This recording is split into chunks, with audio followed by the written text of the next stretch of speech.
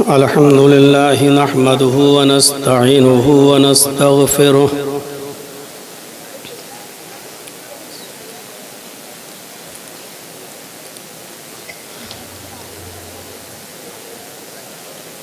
ونعوذ بالله من شرور أنفسنا ومن سيئات أعمالنا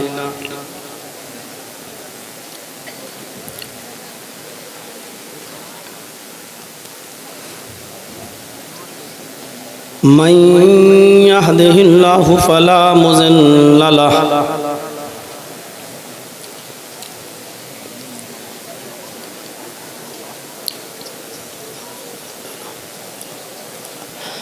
ومن يضلله فلا هادي له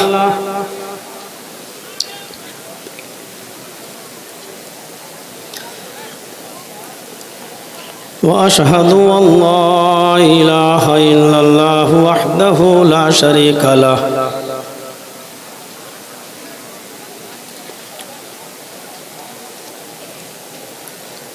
وأشهد أن محمدًا عبده ورسوله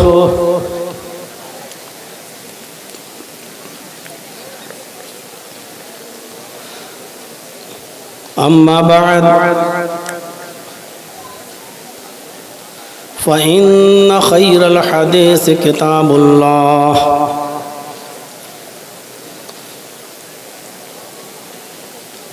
وخير الهدي هدي محمد صلى الله عليه وسلم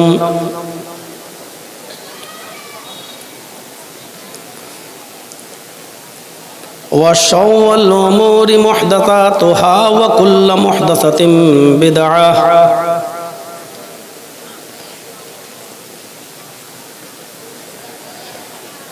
وكل بدعة ضلالة وكل ضلالة في النار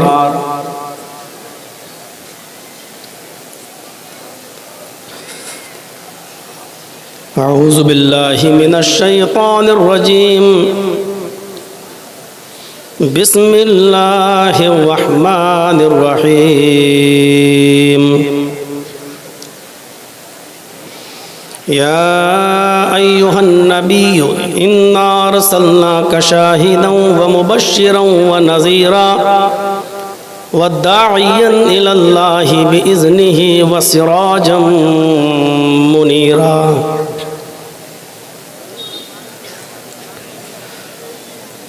رب اشرح لي صدري ويسر لي أمري واحلل عقدة من لساني يفقهوا قولي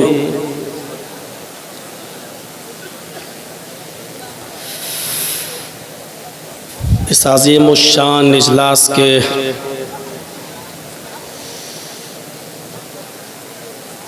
عظیم صدر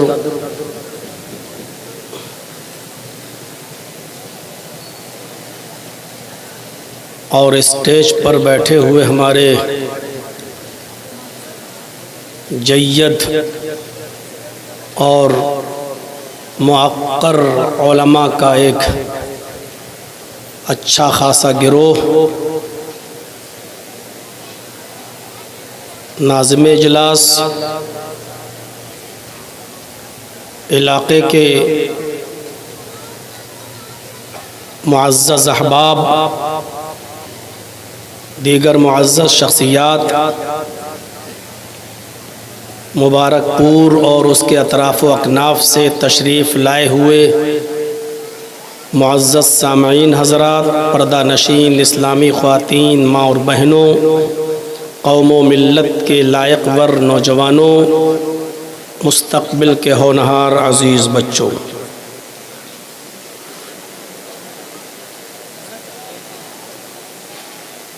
پورا صوفی مبارک پور کا یہ عظیم اجلاس جو آج آپ یہاں دیکھ رہے ہیں، بہت ہی جلد بازی میں یہ رکھا گیا ہے اور بہت وقت نہیں ملا یہاں کے نوجوانوں کو اور یہاں کے احباب کو تیاری کرنے کا۔ 5 اکتوبر کو میرا پروگرام تھا بنارس میں اور وہیں پر گفتگو ہوئی تو جو صورت نکلی تھی وہ یہی ایک صورت نکل رہی تھی کہ یا تو آپ اکتوبر میں لے لیں 14 یا پھر نومبر میں چلے جائیں 16 نومبر، اور پھر یہ کہہ کر ہم سے رخصت ہوئے تھے آپ کے علاقے کے وہ احباب جو ہمارے پاس ملنے گئے تھے کہ ٹھیک ہے ہم آپ کو مشورہ کر کے انشاءاللہ 1-2 دن میں بتائیں گے۔ تو 5 تاریخ تو وہ چلی گئی، 6 یا 7 تک فائنل ہوا، اور پھر یہ ہوا کہ چلیے ہم 14 اکتوبر ہی کا ٹائم رکھ لیتے ہیں، اور بہت جلدی ہفتے کے اندر ہی آپ نے اتنا عظیم و شان اجلاس آپ نے یہاں منعقد کیا۔ اللہ رب العالمین جن لوگوں نے اس میں بڑھ چڑھ کر حصہ لیا ہے وہ حصے کی نوعیت جو بھی ہو اللہ رب العالمین ان کو قبول فرمائے، رزق میں برکت دے، اور آپ کے اس پروگرام کو جس مقصد سے آپ نے یہ کرایا ہے آپ کو آپ کے مقصد میں کامیابی عطا فرمائے۔ مجھ سے پہلے شیخ عبدالغفار سلفی حفظہ اللہ سے آپ نے معاشرے میں پھیلی ہوئی برائیوں کے موضوع پر کچھ گفتگو سنی، اور ان سے بھی پہلے آپ سن رہے تھے، اور لسٹ میں اب میرا بھی نام ہے، اب آپ مجھے بھی برداشت کر رہے ہیں۔ اللہ تبارک و تعالیٰ سے دعا ہے کہ الہ العالمین جو باتیں کہی جا چکی ہیں اور کہی جا رہی ہیں ہمیں کہنے سے زیادہ اور سننے سے زیادہ اس پر عمل کرنے کی توفیق عطا فرما۔ جو لوگ پروگرام لینے میں آگے تھے انہی کے ذریعے مجھے یہ پتہ چلا کہ آپ کو یہاں پر جو خطاب کرنا ہے وہ آپ کو نبی اکرم صلی اللہ علیہ وسلم کی سیرت کے تعلق سے خطاب کرنا ہے، اور اسی آیت پر آپ کو گفتگو کرنا ہے جو آیت میں نے خطبہ مسنونہ کے بعد تلاوت کی ہے۔ اس آیت کو آپ پھر سے سن لیں، اس کے ترجمے پر غور کر لیں تاکہ بات کو کہنے میں بھی آسانی ہو سکے اور سمجھنے اور سمجھانے میں بھی آسانی ہو سکے۔ اللہ تبارک و تعالیٰ نے اس آیت کے اندر نبی اکرم صلی اللہ علیہ وسلم کے چند اوصاف حمیدہ کا تذکرہ کیا ہے، آپ کی چند صفتیں بتائی ہیں۔ وہ صفتیں کیا ہیں؟ یا ایھا النبی انا ارسلناک شاہدا ومبشرا ونذیرا وداعیا الی اللہ باذنہ وسراجا منیرا۔ اے میرے نبی، یا ایھا النبی، اے میرے نبی، انا ارسلناک شاہدا ومبشرا ونذیرا، ہم نے آپ کو شاہد بنا کر بھیجا ہے، ہم نے آپ کو مبشر بنا کر بھیجا ہے، ہم نے آپ کو نذیر بنا کر بھیجا ہے۔ مبشر اچھے کاموں پر، ان کاموں کے کرنے والوں کو جنت کی بشارت دینے والا، اور برے کاموں کے کرنے پر برے لوگوں کو جہنم سے ڈرانے والا بنا کر بھیجا ہے۔ آئے میرے نبی، ہم نے آپ کو شاہد بنا کر بھیجا ہے، پہلی صفت۔ دوسری صفت، ہم نے آپ کو خوشخبری دینے والا، اچھے کام کرنے والوں کو ان کے اچھے کاموں پر بشارت دینے والا، جنت کی خوشخبری سنانے والا بنا کر بھیجا ہے۔ وَنَذِيرًا، لوگوں کو ان کے برے کاموں سے اور اس کے عذاب سے باخبر کر دینے والا، اس کے انجام سے باخبر کر دینے والا نذیر ہم نے ڈرانے والا بنا کر بھیجا ہے۔ وَدَاعِيًا إِلَى اللَّهِ بِإِذْنِهِ، اور اللہ کی اجازت، اللہ کے حکم سے اللہ کی طرف دعوت دینے والا بنا کر بھیجا۔ داعِيًا إِلَى اللَّهِ، داعی إِلَى اللَّهِ بنا کر بھیجا، یعنی آپ لوگوں کو اللہ کی طرف بلاتے ہیں۔ یہ لفظ داعی اور داعی کے ساتھ الی اللہ کا لفظ لگا ہے، غور کیجئے گا۔ ابھی بعد میں جب ہم آئیں گے تو اس پر تھوڑی سی گفتگو چلے گی کہ آپ نے ہر موقع پر، ہر قیمت پر اور ہر حال میں، چاہے حالات کسی طریقے سے رہے ہوں، آپ نے لوگوں کو ہر قیمت پر اور ہر حال میں دعوت دی تو اللہ ہی کی طرف دعوت دی۔ وَدَاعِيًا إِلَى اللَّهِ بِإِذْنِهِ، اور ہم نے آپ کو داعی الی اللہ بنا کر بھیجا ہے۔ وَسِرَاجًا مُنِيرًا، اور روشن سورج بنا کر بھیجا ہے۔ سراجم منیرا، روشن چراغ بنا کر، روشن سورج بنا کر ہم نے آپ کو بھیجا ہے۔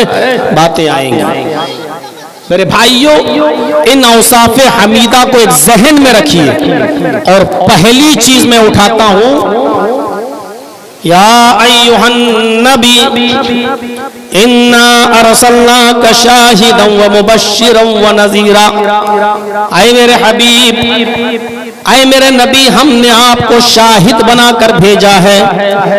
شاہد کا معنی ہوتا ہے گواہ۔ بہت سے لوگوں نے اس کی تفسیر کو توڑ مروڑ کر پیش کرنے کی کوشش کی، اور شاہد سے یہ مراد لینے کی کوشش کی کہ اے نبی، ہم نے آپ کو حاضر و ناظر بنا کر بھیجا ہے۔ اور انہوں نے دلیل یہ دی کہ جو شخص گواہ ہوتا ہے تو گواہی بھی وہی شخص دیتا ہے جو موقع واردات پہ حاضر ہو۔ مثلا جرجیت صاحب کسی قتل کی گواہی دینے کے لیے کورٹ میں حاضر ہوئے، اور کورٹ نے ہم سے گواہی مانگی، تو ہم سے ہمارا اپوزٹ جو وکیل ہوگا وہ جرح کرتے ہوئے کہے گا، کیا آپ نے اس قتل کو دیکھتے ہوئے اپنی آنکھوں سے دیکھا ہے؟ کیا جس وقت یہ مرڈر ہو رہا تھا کیا آپ موقع واردات پہ موجود تھے؟ اگر میں نے کہہ دیا نہیں، گواہی کینسل، گواہی ختم، گواہی کی کوئی حیثیت نہیں۔ آپ گواہی دے رہے ہیں تو گواہ کو موقع واردات پہ ہونا ضروری ہے، وہاں موجود رہنا ضروری ہے۔ جب آپ موجود ہوں گے تبھی گواہی دیں گے۔ اسی سے کچھ لوگوں نے نقطہ نکالنے کی کوشش کی کہ محمد رسول اللہ جب گواہ ہے اور گواہی دیں گے تو گواہ تو وہی ہوگا جو حاضر و ناظر ہوگا، جب آپ حاضر ہی نہیں تو گواہی کیسے دیں گے؟ لہذا محمد رسول اللہ کو شاہد کے لفظ سے حاضر و ناظر بنا کر پیش کرنے کی کوشش کی گئی ہے۔ تھوڑی دیر کے لیے ان کے اس نقطے کو تسلیم بھی کر لیا جائے۔ یار بند کر دیجئے، لوگ اسی کو دیکھ رہے ہیں۔ ہو گیا، ایڈورٹائز ہو گیا آپ کا، بس۔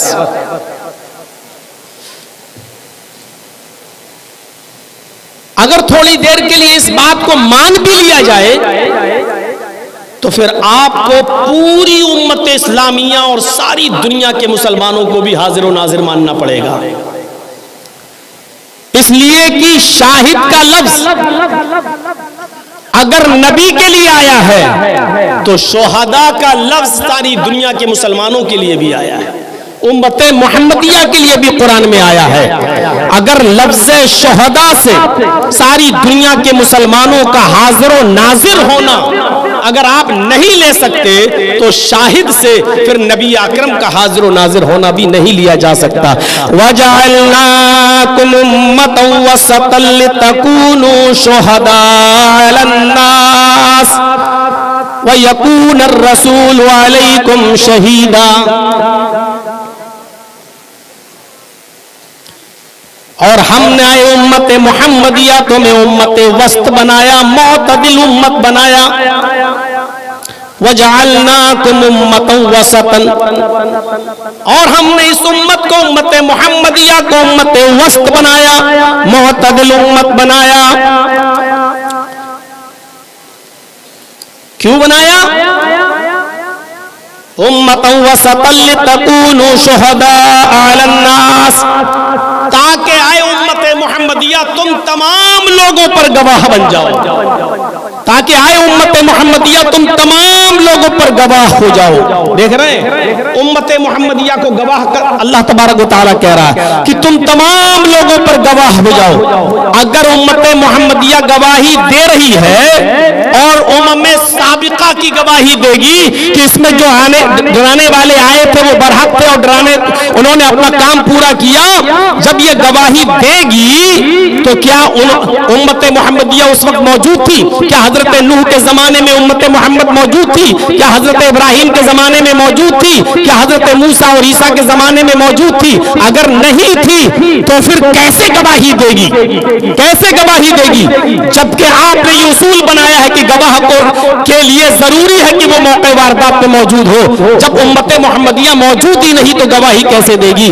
آپ بھی مانتے ہیں کہ یہاں امت محمدیہ کو گواہ نہیں مانا جائے گا، یعنی حاضر و ناظر نہیں مانا جائے گا۔ تو جب امت محمدیہ کو حاضر و ناظر نہیں مانا جائے گا تو وَيَكُونَ الرَّسُولُ عَلَيْكُمْ شَهِيدًا، اور رسول تمہارے اوپر گواہ ہو جائے تو رسول اللہ صلی اللہ علیہ وسلم کو بھی حاضر و ناظر نہیں مانا جائے گا۔ پہلی چیز تو یہاں سے یہ نکل کے سامنے آئی ہے کہ محمد رسول اللہ صلی اللہ علیہ وسلم کو اس آیت سے توڑ مروڑ کر کسی طریقے سے حاضر و ناظر بنانے کی کوشش کی گئی، جو بالکل فیل ہے، فٹ ہی نہیں ہو سکتی ہے۔ اگر اس آیت سے اور شاہد کے لفظ سے اور شہید کے لفظ سے اگر نبی اکرم کو حاضر و ناظر ماننے کی کوشش کر رہے ہو تو شہداء کے لفظ سے امت محمدیہ کو بھی گواہ مانو، جو تم نہیں مان سکتے۔ قیامت کے دن اللہ تبارک و تعالی امم سابقہ کے تمام جو پہلی کی امتیں گزری ہیں ان کے کافروں سے پوچھے گا، ان امتوں میں جو کافر تھے ان سے پوچھے گا کیا تمہارے پاس کوئی ڈرانے والا آیا تھا؟ کیا تمہارے پاس ہم نے جو ڈرانے والا بھیجا تھا وہ آیا تھا یا نہیں؟ اور اس نے تمہارے سامنے ہماری دعوت کو مکمل طور پہ پہنچایا یا نہیں پہنچایا؟ اس نے اپنے کام کو، اپنے مشن کو پورا کیا یا نہیں کیا؟ تو یہ تمام کی تمام لوگ جھٹلا دیں گے اور کہہ دیں گے کہ اے اللہ ہمارے پاس کوئی ڈرانے والا نہیں آیا تھا، ہمارے پاس کوئی بھی اللہ کے عذاب سے ڈرانے والا اور دعوت و تبلیغ کے لیے ہمارے پاس کوئی بھی شخص نہیں آیا تھا۔ تو نے بھیجا تھا لیکن ہمارے پاس کوئی ڈرانے والا نہیں آیا تھا۔ تو اللہ تبارک و تعالی امت محمدیہ سے پوچھے گا۔ اس آیت کی تشریح میں امام بخاری رحمۃ اللہ علیہ یہی نقل کرتے ہیں کہ پھر اللہ تبارک و تعالی قیامت کے دن امت محمدیہ کو طلب کرے گا، بلائے گا اپنے سامنے اور کہے گا اے امت محمدیہ بتاؤ یہ جو بول رہے ہیں یہ صحیح بول رہے ہیں یا جھوٹ بول رہے ہیں؟ دیکھیے اب امت محمدیہ گواہی دے گی، شہداء کا ہے، امت محمد گواہی دے گی۔ جب اللہ کہے گا اے امت محمد بتاؤ ان کے پاس کوئی ڈرانے والا آیا تھا یا نہیں آیا تھا؟ تو امت محمد کہے گی اللہ یہ جھوٹ بول رہے ہیں، یہ نوح کی قوم، موسیٰ کی قوم، عیسیٰ کی قوم، ابراہیم کی قوم، زکریا، یحییٰ، یعقوب، ان تمام لوگوں کی قومیں جھوٹ بول رہی ہیں۔ اے اللہ ان کے پاس ڈرانے والا آیا تھا اور انہوں نے اپنی دعوت کو، اپنے مشن کو پورا کر دیا، یعنی تو نے ان کو جو دعوت دے کر بھیجا تھا وہ اپنے دعوت کو پورا کرائے ہیں، یہ جھوٹ بول رہے ہیں۔ تو اللہ تعالیٰ کہے گا تمام امم سابقہ سے یہ تو گواہی دے رہے ہیں امت محمد کے لوگ، یہ تو کہہ رہے ہیں کہ ڈرانے والا آیا تھا۔ تو یہ تمام کی تمام سابقہ امتوں کے یہ کافر جھوٹے لوگ چیخ پڑیں گے اے اللہ یہ امت محمد کیسے گواہی دے گی؟ یہ تو ہمارے زمانے میں تھی ہی نہیں، یہ تو سب سے لاسٹ میں آئی، جب محمد رسول اللہ آئے تو اس کے بعد امت محمد آئی۔ اے اللہ یہ ہمارے بارے میں کیسے گواہی دے سکتی ہے؟ یہ تو ہمیں جانتی ہی نہیں ہمارے پاس کون آیا تھا کون نہیں، پھر ان کی گواہی کیسے مان لی جائے؟ پھر پوچھا جائے گا اے امت محمد محمد تم کس بنیاد پر گواہی دے رہے ہو جبکہ تم ان کے زمانے میں تو پیدا ہی نہیں ہوئے تھے؟ تب امت محمد یہ کہے گی کہ ہائے میرے پروردگار، ہمارے پاس ایک رسول آیا تھا، ہمارے پاس ایک پیغمبر آیا تھا، محمد رسول اللہ صلی اللہ علیہ وسلم خاتم النبیین کی حیثیت سے آئے تھے، ان کے اوپر جو تو نے کتاب نازل کی تھی قرآن کریم، اس قرآن نے ہمیں بتایا ہے، اور اللہ تبارک و تعالیٰ اے اللہ تو نے بذریعہ وحی محمد رسول اللہ کو خبر کر دی تھی، اور محمد رسول اللہ نے ہمیں بتلایا کہ تمام امم سابقہ کے اندر بھی ڈرانے والے آئے ہیں اور انہوں نے اپنے مشن کو پورا کر دیا۔ ہمیں تو اس رسول کے ذریعے پتا چلا ہے اور ہم اس رسول کے اوپر اپنے ذاتی مشاہدے سے زیادہ اعتبار کرتے ہیں، ہم اس رسول کے اوپر اپنی ذات سے زیادہ بھروسہ کرتے ہیں۔ اس رسول نے بھی اپنی طرف سے نہیں، اس رسول کو جو بذریعہ وحی بتلایا گیا ہے، تو نے ان کو جو بتلایا وہی بات ہمیں ہمارے پیغمبر نے ہمیں بتلائی ہے۔ اس بنیاد پر ہم گواہی دے رہے ہیں کہ یہ امم سابقہ جھوٹ بول رہی ہے۔ تب امت محمدیہ کی اس گواہی کے بعد محمد رسول اللہ صلی اللہ علیہ وسلم گواہی دینے کے لیے آئیں گے اور کہیں گے کہ میری امت بالکل صحیح بول رہی ہے۔ اے اللہ، میری امت نے جو گواہی دی ہے وہ بالکل صحیح گواہی دی ہے۔ اسی کو قرآن نے کہا ہے لِتَكُونَ شُهَدَاءَ عَلَى النَّاسِ لِتَكُونُوا شُهَدَاءَ عَلَى النَّاسِ، تاکہ تم اے امت محمد لوگوں پر گواہ ہو جاؤ، وَيَكُونَ الرَّسُولُ عَلَيْكُمْ شَهِيدًا، اور وہ رسول تمہارے اوپر بھی گواہ ہو جائے، وہ رسول تمہارے اوپر بھی گواہ ہو جائے، وہ رسول تمہارے اوپر۔ تو امت محمدیہ نے گواہی دی امم سابقہ کی، اور امت کی گواہی دی جناب محمد رسول اللہ صلی اللہ علیہ وسلم نے کہ میری امت بالکل صحیح بول رہی ہے۔ اب قرآن کی آیت پڑھیے، وَجَعَلْنَاكُمْ أُمَّةً وَسَطًا لِتَكُونُوا شُهَدَاءَ عَلَى النَّاسِ، اے امت محمدیہ ہم نے تمہیں امت وسط بنایا، معتدل امت بنایا، یعنی تمہیں ایسے احکام اور ایسے فرامین اور ایسی شریعت دی ہے جس پر تم آسانی کے ساتھ عمل کر سکتے ہو۔ اعتدال کا راستہ ہے اس مذہب کے اندر، اس شریعت کے اندر، نہ بہت زیادہ سختی ہے نہ بہت زیادہ نرمی ہے، بالکل اعتدال والا دین ہے، یہ دین اعتدال ہے، یہ دین معتدل ہے۔ ہم نے تمہیں امت وسط بنایا، تم معتدل امت ہو، اور امتوں پر سختی تھی اور کسی پہ بہت زیادہ نرمی تھی، لیکن تمہیں ایسا بنایا نہ بہت زیادہ سختی ہے نہ بہت زیادہ نرمی، اور جو احکام تمہیں دیے ہیں وہ آسانی کے ساتھ بہت ہی خوبصورتی کے ساتھ تم ادا کر سکتے ہو۔ لِتَكُونُوا شُهَدَاءَ عَلَى النَّاسِ، ہم نے امت وسط امت معتدل اس لیے بنایا تاکہ تم لوگوں پر گواہ ہو جاؤ، وَيَكُونَ الرَّسُولُ عَلَيْكُمْ شَهِيدًا، اور رسول تمہارے اوپر گواہ ہو جائے۔ ایک چیز اور سمجھ لیجئے گا، شاہد کے لیے، گواہ کے لیے موقع واردات پہ حاضر ہونا ضروری بھی نہیں ہے۔ ہم اور آپ بھلے ہی کہیں کہ اور کورٹ مانتی ہو، تم نے قتل کی گواہی دی، مرڈر کی گواہی دی، کیا تم نے چشمدید گواہ ہو اپنی آنکھوں سے دیکھا؟ اور ہم کہہ رہے ہیں نہیں، کورٹ ہماری گواہی نہیں مانتی ہے، لیکن یہ ضروری بھی نہیں ہے کہ گواہ موقع واردات پہ حاضر ہو۔ میں پوچھنا چاہتا ہوں تمام لوگوں سے جو گواہ کے لیے موقع واردات پہ حاضر ہونا ضروری مانتے ہیں اور اس بنیاد پر نبی اکرم کو حاضر و ناظر مانتے ہیں، میں پوچھتا ہوں کہ آپ بھی تو گواہی دیتے ہو اور یہ کہتے ہو اشہدو اللہ الہ الا اللہ، میں گواہی دیتا ہوں، گواہ تو آپ بھی ہو نا، میں گواہی دیتا ہوں اللہ کے علاوہ کوئی معبود نہیں، تو کیا آپ نے اللہ کو دیکھا ہے؟ اب آپ کہو گے ارے صاحب اللہ کو کون دیکھتا بھائی، دنیا کی کوئی نگاہ اللہ کو دیکھ ہی نہیں سکتی۔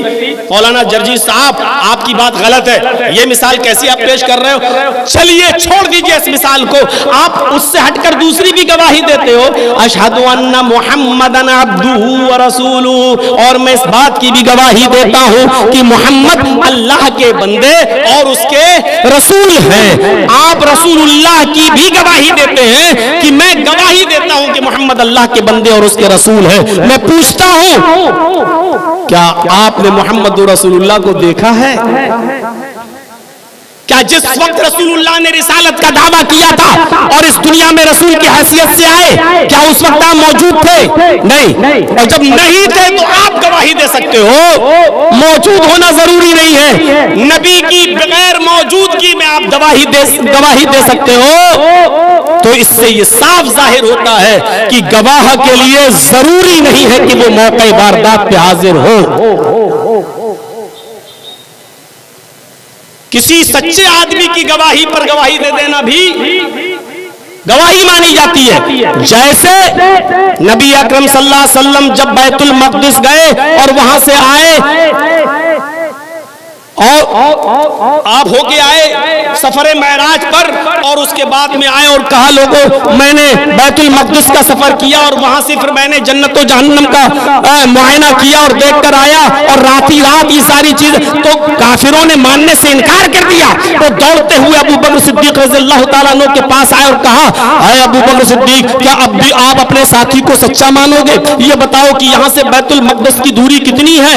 اگر کوئی شخص اپنے گھوڑے پر اونٹ پر بیٹھ کے سفر کرنا چاہے تو اس کو بیت المقدس کا سفر کرنے میں کتنا ٹائم لگے گا؟ فرمایا آنے جانے میں تقریباً 1 مہینے کا سفر کا 1 مہینہ لگے گا۔ آپ بھی مانتے ہو؟ کہاں؟ اگر تمہارے ساتھی یعنی محمد رسول اللہ یہ کہیں کہ آج کی رات میں نے بیت المقدس بھی دیکھی اور میں نے جنت و جہنم کا بھی معائنہ کر لیا ہے اور رات ہی رات میں واپس بھی آ گیا ہوں، تو آپ اس بات کو مانو گے یا نہیں مانو گے؟ ابو بکر صدیق نبی اکرم کے ساتھ نہیں تھے، ابو بکر صدیق نبی اکرم کے ساتھ بیت المقدس نہیں گئے تھے، ابو بکر صدیق نبی اکرم کے ساتھ جنت و جہنم کا معائنہ کرنے نہیں گئے تھے، لیکن نبی اکرم کی صداقت اور سچائی کو جانتے تھے کہ وہ کبھی زندگی میں جھوٹ نہیں بولے، اس لیے کیا کہا، اے کافرین مکہ سنو کان کے پردے کھول کر، اگر یہ بات ہمارے نبی جناب محمد رسول اللہ کہہ رہے ہیں تو میں گواہی دیتا ہوں کہ محمد رسول اللہ سچے ہیں، وہ جھوٹ نہیں بولتے، اس لیے اگر نبی نے یہ بات کہی ہے تو بالکل سچی بات کہی ہے۔ موقع واردات پہ ہونا ضروری نہیں ہے گواہ کے لیے، جیسے حضرت ابو بکر نے نبی اکرم کی صداقت کی گواہی دی، نہ نبی اکرم کے ساتھ گئے، نہ نبی اکرم کے ساتھ سفر کیا، نہ نبی اکرم کے ساتھ جنت اور جہنم کا دورہ کیا، نہ وہاں تک پہنچے، نہ بیت المقدس تک گئے، لیکن کیا کہا، اگر یہ بات ہمارے نبی جناب محمد رسول اللہ نے کہی ہے تو سچی ہے۔ یہ ہوتا ہے کسی صادق کی صداقت جب کسی کے دل میں رچ جائے اور گھر کر جائے تو اس طریقے کی گواہی نکلتی ہے۔ گواہ کسی بھی معاملے میں گواہوں کی قلت و کثرت کوئی معنی نہیں رکھتی ہے۔ پھر سن لیجئے، کسی بھی معاملے میں گواہوں کی قلت و کثرت کوئی معنی نہیں رکھتی ہے۔ کوئی آپ کے یہاں حادثہ ہو جائے اور 50-100 آدمی کھڑے ہو کے کہیں یہ اس نے مارا یہ کیا، اور سب لوگ ایک بات بول رہے ہوں، لیکن آپ ہی کے علاقے کا کوئی بزرگ شخص، سچا شخص، جس کی بزرگی کے آپ قائل ہیں، جس کی سچائی کے آپ قائل ہیں، وہ کھڑے ہو کے کہتا ہے کہ نہیں صاحب آپ غلط بول رہے ہیں، یہ آدمی ایسا نہیں کیا ہے، میں جانتا ہوں اس آدمی کو، تو پورا محلہ الگ ہٹ جاتا ہے اور اسی ایک آدمی کی بات مانی جاتی ہے، کیونکہ وہ لوگوں کی نظروں میں محبوب ہوتا ہے، اس کی سچائی محبوب ہوتی ہے، لوگ جانتے ہیں یہ محبوب ہے۔ جب برٹش گورنمنٹ تھی آپ کے بھارت میں، ہندوستان کے اندر جب انگریزوں کی حکومت تھی تو ایک زمین کے ٹکڑے پر، مسجد کی ایک زمین کے ٹکڑے پر ایک فساد ہو گیا اور ہندو بھائی کہنے لگے یہ زمین کا ٹکڑا ہمارا ہے اور مسلمان کہنے لگے کہ یہ زمین کا ٹکڑا ہمارا ہے، اور یہ جھگڑا بہت دنوں تک چلا اور یہ حل نہیں ہو رہا تھا۔ برٹش گورنمنٹ کا جج بڑا پریشان تھا کہ زمین دوں تو کس کو دوں، تو برٹش گورنمنٹ کے جج نے دونوں لوگوں کو طلب کیا اور طلب کرنے کے بعد کہا اچھا تم دونوں کسی ایک ایسے شخص کو پیش کرو جس کو دونوں لوگ مانتے ہو، یعنی جو ہندو بھائیوں کا بھی پسندیدہ ہو، مسلمانوں کا بھی پسندیدہ ہو، اور اس پر دونوں لوگ متفق ہوں، اور اس کی جو گواہی ہوگی اسی گواہی کی بنیاد پر فیصلہ کر دیا جائے گا۔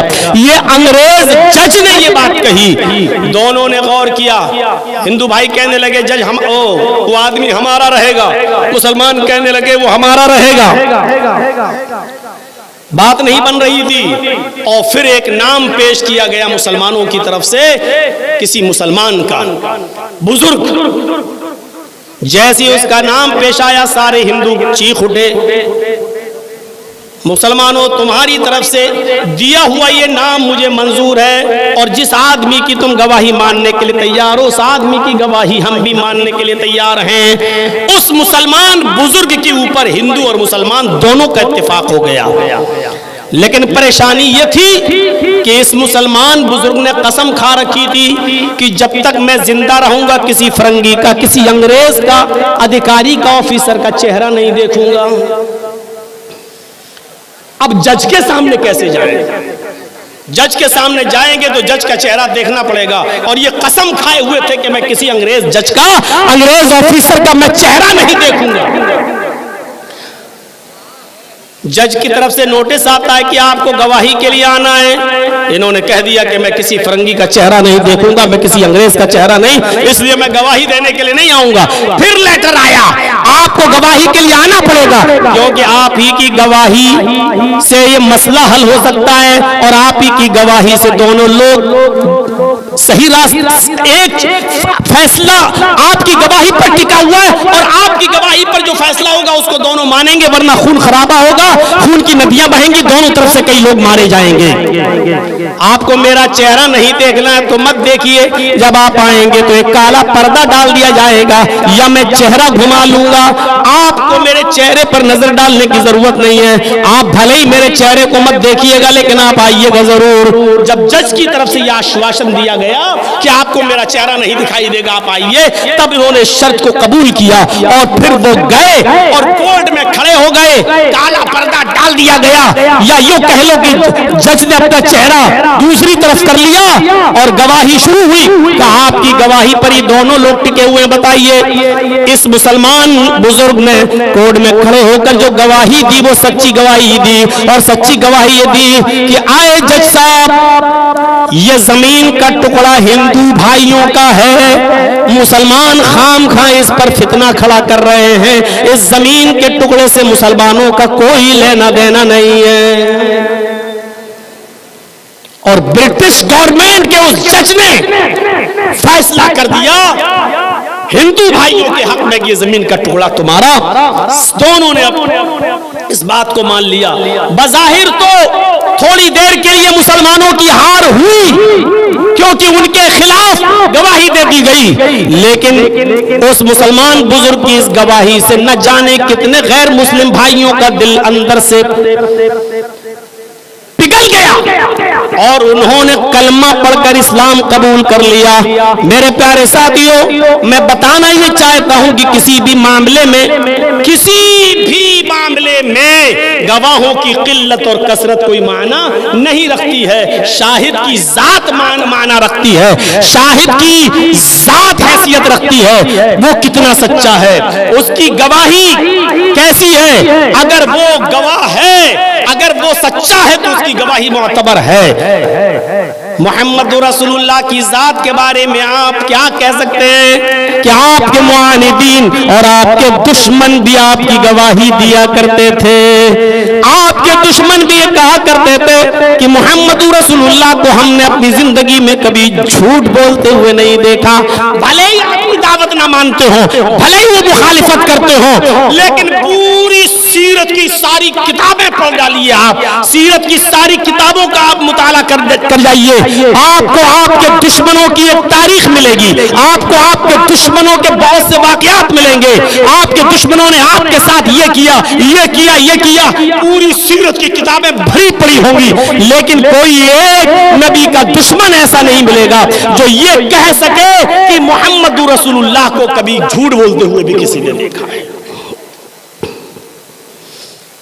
جب ابو سفیان ہرقل کے پاس گیا تو ہرقل نے بھی سب سے پہلے یہی پوچھا تھا، بہت سے سوال کرنے کے بعد کہ یہ بتاؤ کہ اس نے اپنی زندگی میں کبھی جھوٹ بھی بولا ہے؟ جس کے جواب میں ابو سفیان نے جو کہا تھا وہ یہ کہا تھا کہ یہی تو خصوصیت ہے اس کی کہ میں نے اس کو اپنی پوری زندگی کے اندر، پوری زندگی میں جب سے اس کو لوگوں نے دیکھا ہے، اس کے اندر کبھی جھوٹ بولنے کی صفت نہیں پائی ہے، وہ کبھی جھوٹ نہیں بولتا ہے، اس نے کبھی لوگوں سے جھوٹ نہیں بولا۔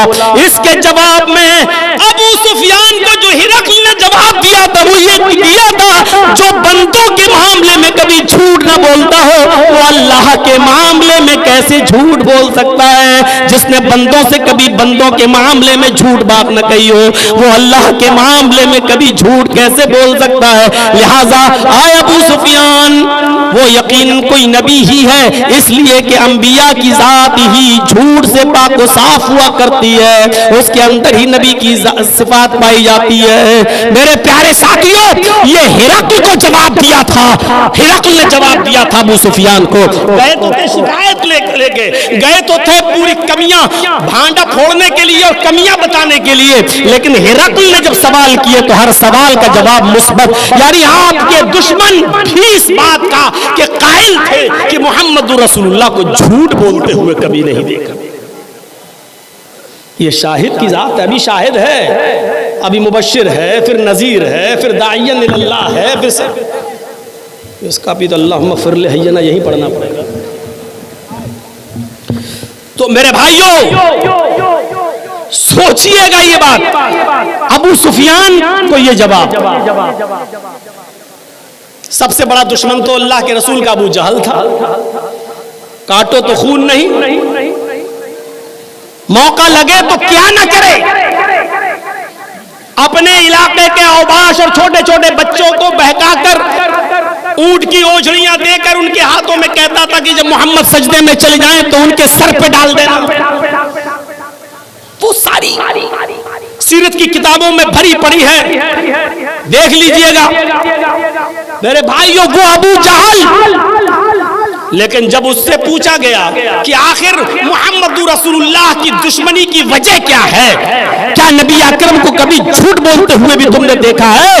ابو جہل جیسے دشمن کا جو اعتراف تھا نبی کی ثقافت اور نبی کی صداقت کے سلسلے میں وہ یہ تھا کہ نہیں، میں محمد رسول اللہ کو غلط نہیں کہہ رہا ہوں، میں محمد ابن عبداللہ کو جھوٹا نہیں کہہ رہا ہوں، محمد ابن عبداللہ جو دعوت پیش کرتا ہے ہمارا دل اس دعوت پر نہیں بیٹھتا ہے، ہم اس دعوت کے خلاف ہیں، وہ جو چیز سناتا ہے ہم اس کے خلاف ہیں، لیکن محمد کو میں جھوٹا نہیں کہتا ہوں۔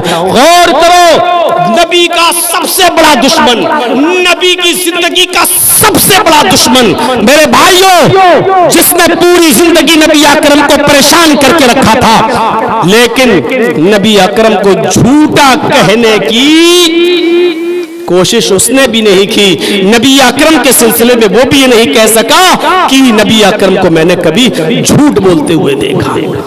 جب کھلا دعوت و تبلیغ کا حکم محمد رسول اللہ کو دیا گیا، وَأَنذِرْ عَشِيرَتَكَ الْأَقْرَبِينَ نازل ہوئی، ابھی چپ کے دعوت دیا کرتے تھے، چوری دعوت دینے کا کام تھا، کبھی اس کے گھر پہ بلا کر، کبھی اپنے گھر پہ بلا کر، ابھی اعلیٰ اعلان دعوت نہیں دی جا رہی تھی۔ جب کھل کر دعوت و تبلیغ کا حکم ملا کہ جائیے اپنے رشتہ داروں کو، اپنے گھر والوں کو ڈرائیے، اور اس آیت کے بعد جب کوہ صفا پر محمد رسول اللہ صلی اللہ علیہ وسلم چڑھ جاتے ہیں اور ایک ایک کر کے تمام لوگوں کو اکٹھا کر لیتے ہیں، اس صفا پہاڑی کے نیچے جتنے بھی لوگ جمع ہوئے، نبی اکرم ان تمام حاضرین کو مخاطب کر کے کہتے ہیں، غور کرو، ان تمام حاضرین کو مخاطب کر کے کہتے ہیں، اے لوگوں، آج میری بات کو سننے کے لیے تم یہاں جمع ہوئے ہو، مجھے سب سے پہلے یہ بتاؤ کہ میں اس پہاڑی کے اوپر چڑھا ہوں، اس پہاڑی سے جھانک کر دیکھتا ہوں تو اس پہاڑی کے پیچھے ایک وادی ہے،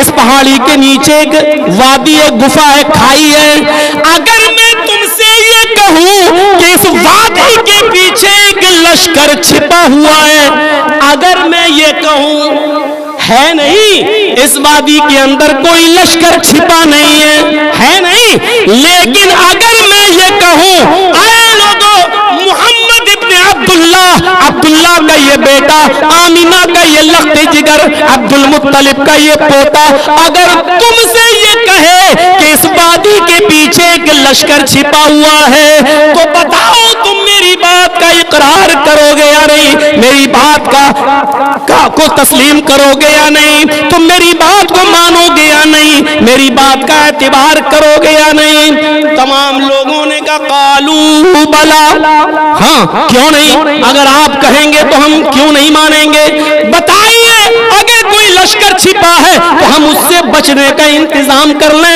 ہم اس سے اپنے آپ کو محفوظ کرنے کا انتظام کر لیں. آپ نے کہا نہیں, اس وادی کے اندر کوئی لشکر نہیں چھپا ہے. پھر بتاؤ اگر میں یہ کہوں کہ اس وادی کے پیچھے ایک لشکر ہے تو مانو گے یا نہیں؟ کہنے لگے کیوں نہیں مانیں گے؟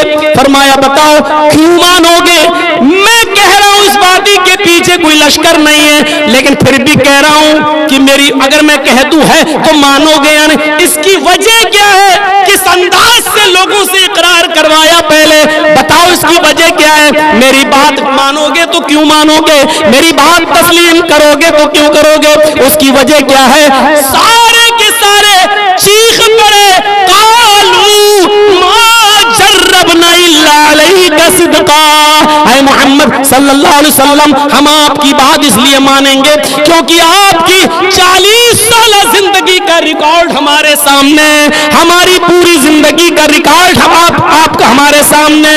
آپ اپنی پوری زندگی میں ہم سے, ہمارے سماج, معاشرے اور سوسائٹی سے ما جربنا علیک الا صدقا, آپ نے کبھی جھوٹ نہیں بولا, آپ نے کبھی کسی سے جھوٹی بات نہیں کہی.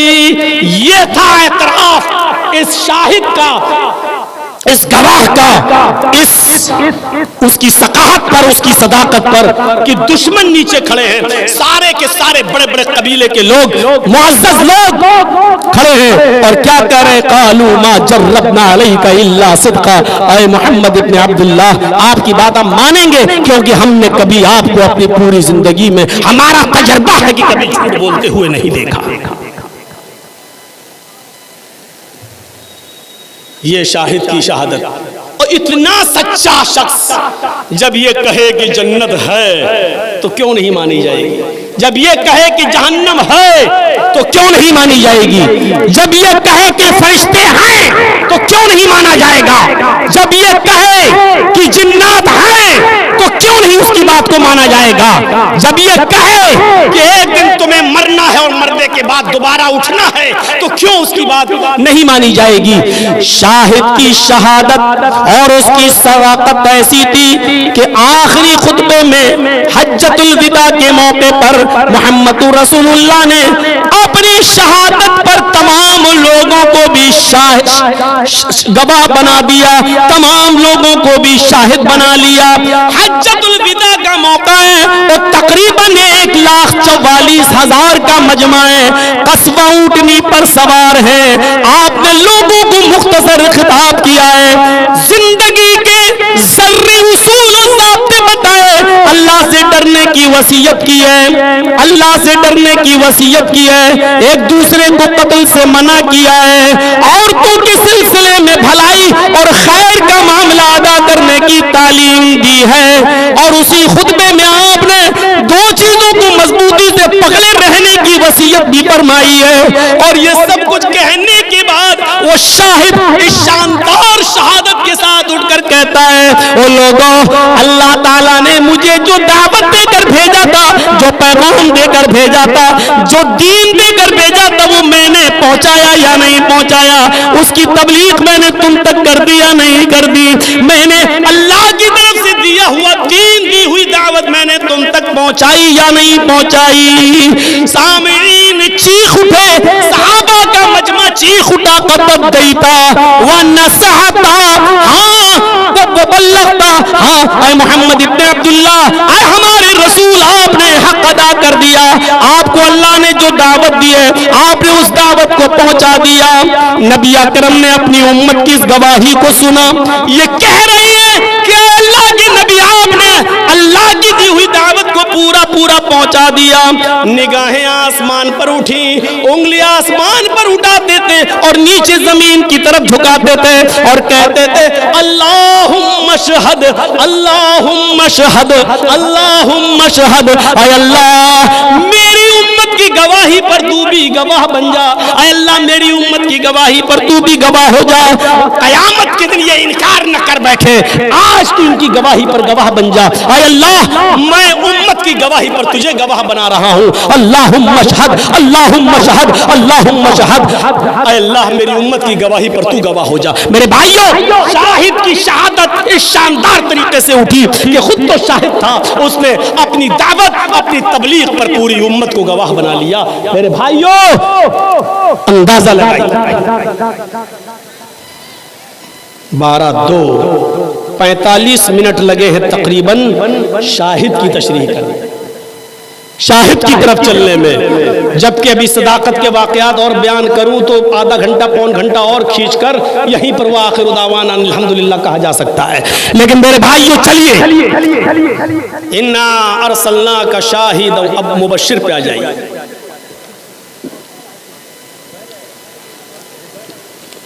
یہ تو ہو گیا شاہد، ہم نے آپ کو گواہ بنا کر بھیجا، سمجھ لیا نا؟ شاہد کے لیے ضروری نہیں ہے کہ وہ حاضر و ناظر ہو، اگر شاہد کا معنی حاضر و ناظر ہے تو پھر پوری امت محمدیہ کو حاضر و ناظر ماننا پڑے گا، کیونکہ اس کے لیے شہداء کا لفظ بھی آیا ہے، لِيَكُونَ الرَّسُولُ عَلَيْكُمْ شَهِيدًا، اور رسول کے لیے شہید کا لفظ آیا ہے، تو اگر رسول شہید سے حاضر و ناظر تو شہداء سے پوری امت کو حاضر و ناظر لینا پڑے گا، تو شاہد کا جو معنی اور مفہوم تھا وہ میں نے آپ کے سامنے رکھ دیا۔ اِنَّا أَرْسَلْنَاكَ شَاهِدًا وَمُبَشِّرًا وَنَذِيرًا، اور آئے نبی ہم نے آپ کو بشیر بنا کر بھیجا، خوشخبری دینے والے، اچھے کاموں پر خوشخبری دینے والے۔ نبی اکرم کی پوری زندگی آپ دیکھ لیجئے اچھے کاموں پر خوشخبری ہی تو دی تھی۔ یہ کیا ہے؟ پڑھیے بخاری، کیا ہے یہ؟ من قال لا الہ الا اللہ دخل الجنہ، یہ خوشخبری نہیں تو اور کیا ہے؟ جس نے کہا لا الہ الا اللہ وہ جنت کے اندر داخل ہوگا۔ کہیں لوگ اس کا غلط معنی نہ لے لیں، بس لا الہ الا اللہ کا کہنے والا جنتی تو بس کہتے رہیں گے لا الہ الا اللہ لا الہ الا اللہ لا الہ الا اللہ، اور بہت سے لوگ بیوی بچے چھوڑ کے جنگلوں میں چلے جائیں گے اللہ ہو جھٹکے مار مار کے کہیں گے ہو گیا میرا کلیان۔ اللہ کے نبی نے کہا جانتے تھے میرے بھائیو، اللہ نے بذریعہ وحی بتایا، اس کی اپنی زبان سے کہہ گئے من قال لا الہ الا اللہ صدقا للقلب، جس نے دل کی سچائی سے، دل کی سچائی یہ بہت بڑا جملہ ہے، زبان پہ کچھ ہے اور دل میں کچھ، دل والی چیز پتہ نہیں چلتی ہے۔ کتنے لوگ ایسے ہیں جو مصافحہ بھی کریں گے اور دل میں بغض بھی رکھیں گے، کتنے لوگ ایسے، السلام علیکم، ان کے چہروں کی مسکراہٹ بھی بتاتی ہے کہ ان سے زیادہ ہمدرد کوئی نہیں، اور چھرا گھونپنے میں وہی سب سے آگے رہتے ہیں۔ آپ کیا سمجھتے ہیں اس جلسوں میں سب سن نہیں آئے ہیں، کچھ لوگ پکڑنے آئے ہیں، ایک جملہ مل جائے بس، اور کل چائے کی ہوٹل پہ پوری تقریر خالی وہی جملہ چرچا کرے گا، اور وہ دکھائے گا دیکھو یہ غلطی میں نے پکڑی ہے، وہ اپنے آپ کو بڑا علامت الدہر بننے کی کوشش کرے گا۔ یہ ہو رہا ہے، یہ ہو رہا ہے، تو صدقا للقلب، سچے دل سے، جو سچے دل سے لا الہ الا اللہ کہہ دے گا، جو اللہ کو سچے دل سے اپنا معبود بنا لے گا، وہ شجر و حجر کو نہ کبھی معبود مانے گا نہ مشکل کشا مانے گا۔ جو اللہ کو اپنا معبود مانے گا وہ کبھی غیروں کے سامنے اپنا ماتھا نہیں ٹیکے گا۔ کہہ دیا میں نے جو کہنا تھا، سمجھدار را اشارہ کافی ہے، سمجھدار ہو گئے تو اشارہ کافی ہے۔ ایرو گیرو میں بہت سی باتیں آ گئی، ایرو گیرو میں بہت کچھ آ گیا۔ بہت سے لوگ تو ایسے ہیں جو سفر کرتے کرتے گاڑی روک دیتے ہیں، کیا ہوا؟ سب بلی راستہ کاٹ گئی۔ یہ بلیوں سے ڈرنے والے چلے ہیں ہم کو ڈرانے کے لیے۔ جو قوم بلی سے ڈر کر گاڑی روک دیتی ہو، ایسی قوم کبھی زندہ لوگوں کا مقابلہ نہیں کر پاتی ہے۔ بزدلی ان کے اندر بھر جاتی ہے. اور ہم تو مستد احمد کی اس حدیث کو مانتے ہیں کہ کسی نے مرنے کے بعد کسی نے ایک مکھی مار کے چڑھا دی تھی. اب کہاں چڑھائی تھی وہ آپ لوگ سمجھ لیجئے گا, اس کا نام کھل کے لینے کی ضرورت نہیں ہے. مکھی مار کے چڑھائی, دخل النار, وہ جہنم میں داخل ہو گیا. جو مکھی چڑھا دے تو جہنم میں داخل ہو رہا ہے. جرجیت صاحب 18 میٹر کا کپڑا لے کے جائیں گے تو کیا حال ہوگا؟ 20-25 تھان لے کے چڑھا دیں گے تو کیا حال ہوگا؟ اور ایک مکھی مار کے چڑھائی. اور ایک آدمی نے کہا میں مکھی بھی نہیں چڑھاؤں گا. بات نہیں, اللہ کے علاوہ میں کسی پر کوئی چیز نہیں چڑھاتا. فقتلوہ, یہ لفظ ہے, انہوں نے اس کو مار ڈالا, قتل کر دیا. سب نے مل کر اس موحد کو مار دیا. دخل الجنہ, اللہ نے اس کو جنت کے اندر داخل کر دیا. یہ ہے توحید کی دعوت. جو لا الہ الا اللہ سچے دل سے پڑھے گا وہ 18 میٹر کا تھان 20-25 سوٹ کپڑے کے اور لمبے لمبے چادریں نہیں, وہ ایک مکھی بھی مار کے چڑھانا گوارا نہیں کرے گا. کیونکہ صدقا للقلب, جس نے لا الہ الا اللہ اگر صدق دل سے پڑھا ہوگا. یہ بات بھی بہت سے لوگوں کو پیٹ میں درد کر رہی ہوگی, جبکہ میں کسی کا نام نہیں لے رہا ہوں, لیکن پھر بھی اتنا درد کر رہی ہوگی کہ اگلا جلسہ کراؤ گے تو اپلیکیشن پہنچ جائے گی کہ سب کو منظوری دو, جرجیز کو نہیں دو. بس یہ نہ ہے. صدقا للقلب, سچے دل سے جو لا الہ الا اللہ کہے گا, سچے دل سے جو کہہ لے گا میرے بھائیوں, چلیے بعد میں آئیں گی.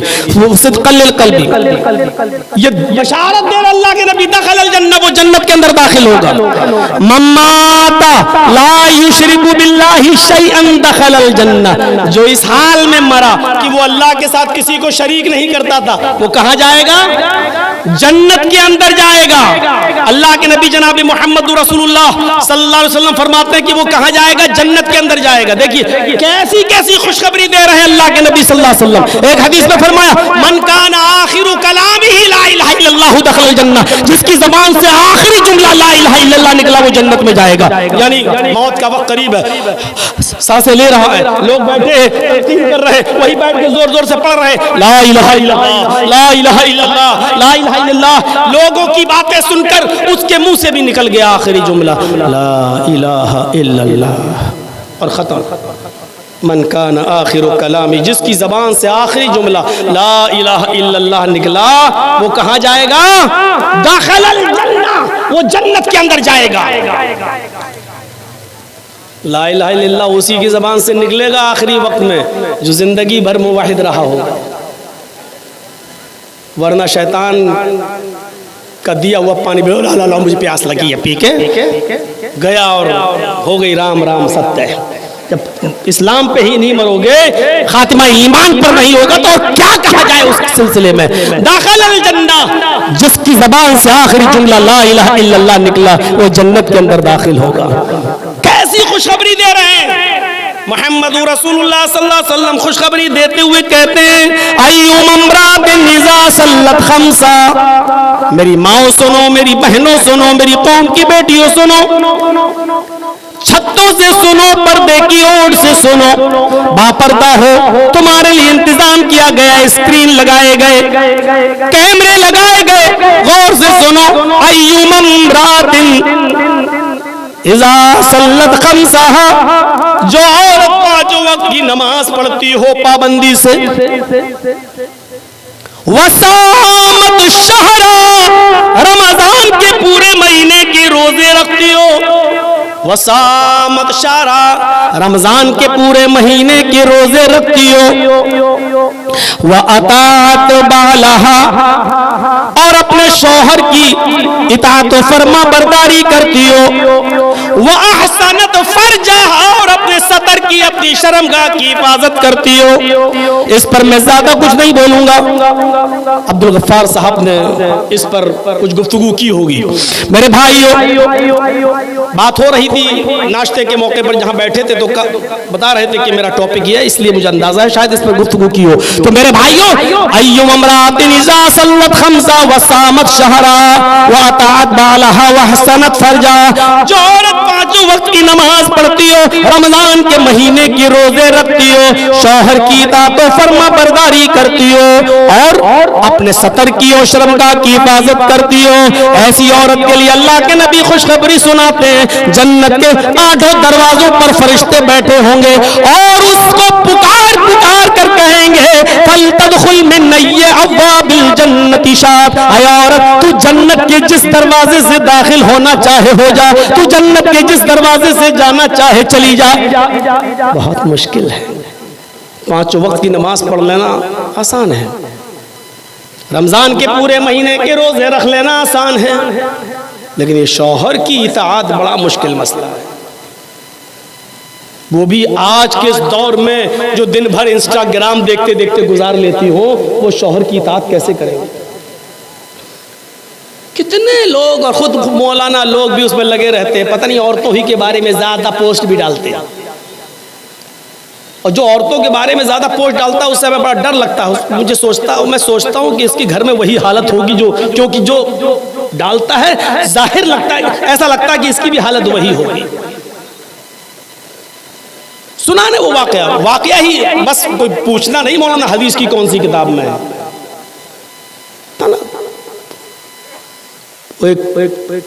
پیر مانتی ہی نہیں تھی اس کی بیوی, اور وہ اپنی بیوی کو منوانے میں لگا تھا, میں پیر ہوں, میں پیر ہوں, میں پیر ہوں, میں بہت پہنچا ہوں.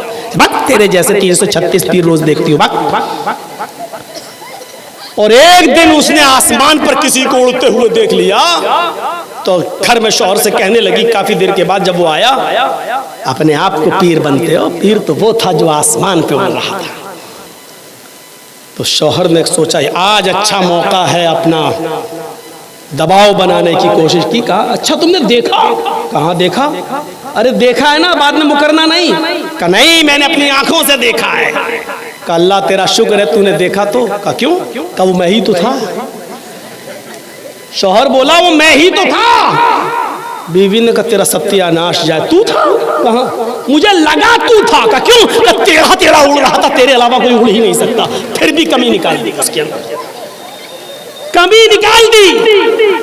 ابھی تک صحیح تھا, لیکن جب کہا تو کہتی ہے وہ تو ٹیڑھا ٹیڑھا اڑ رہا تھا. اس کا مطلب وہ تو ہی ہو سکتا, کوئی اور ہو ہی نہیں سکتا. میرے بھائیوں, وہ عورتیں بڑی خوش نصیب ہیں جن کو ان کا شوہر مل جائے اور وہ ان کی اطاعت کر لیں, فرما برداری کر لیں. نبی اکرم صلی اللہ علیہ وسلم نے فرمایا جس کا شوہر انتقال کر جائے, جس کی بیوی انتقال کر جائے اس حال میں کہ مرتے وقت اس کا شوہر اس سے راضی تھا. یہاں پر بھی اللہ کے نبی خوشخبری سنا دیں کہ ایسی عورت جنت کے اندر داخل. میری بہنوں, میری قوم کی بیٹیوں, بہت مشکل ہے آج کے اس دور میں تمہارے بارے میں کچھ کہنا بھی. اس فتنہ ارتداد کے دور میں جہاں مہاراشٹر کے اندر, صرف مہاراشٹر کے اندر 3 لاکھ مسلم لڑکیوں کی اپلیکیشنیں کورٹ میں پہنچی ہوں کہ میں ابھی سے یہ کہہ رہی ہوں کہ میرا رشتہ فلاں کے ساتھ ہوگا, وہ غیر مسلم ہے, اگر نکاح کے وقت میرا باپ یا میرا بھائی میرا وروध کرے تو اس کے وروध کو نہ مانا جائے. 3 لاکھ لڑکیاں صرف مہاراشٹر کے اندر. مہاراشٹر گورنمنٹ کا سروے ہے. اس دور میں آپ اندازہ لگا سکتے ہو ہم کہاں جا رہے ہیں. زیادہ چھوٹ اور کھلی آزادی یہ بھی ایک سبب ہے. اینڈرائڈ موبائل دے دینا بھی ایک سبب ہے.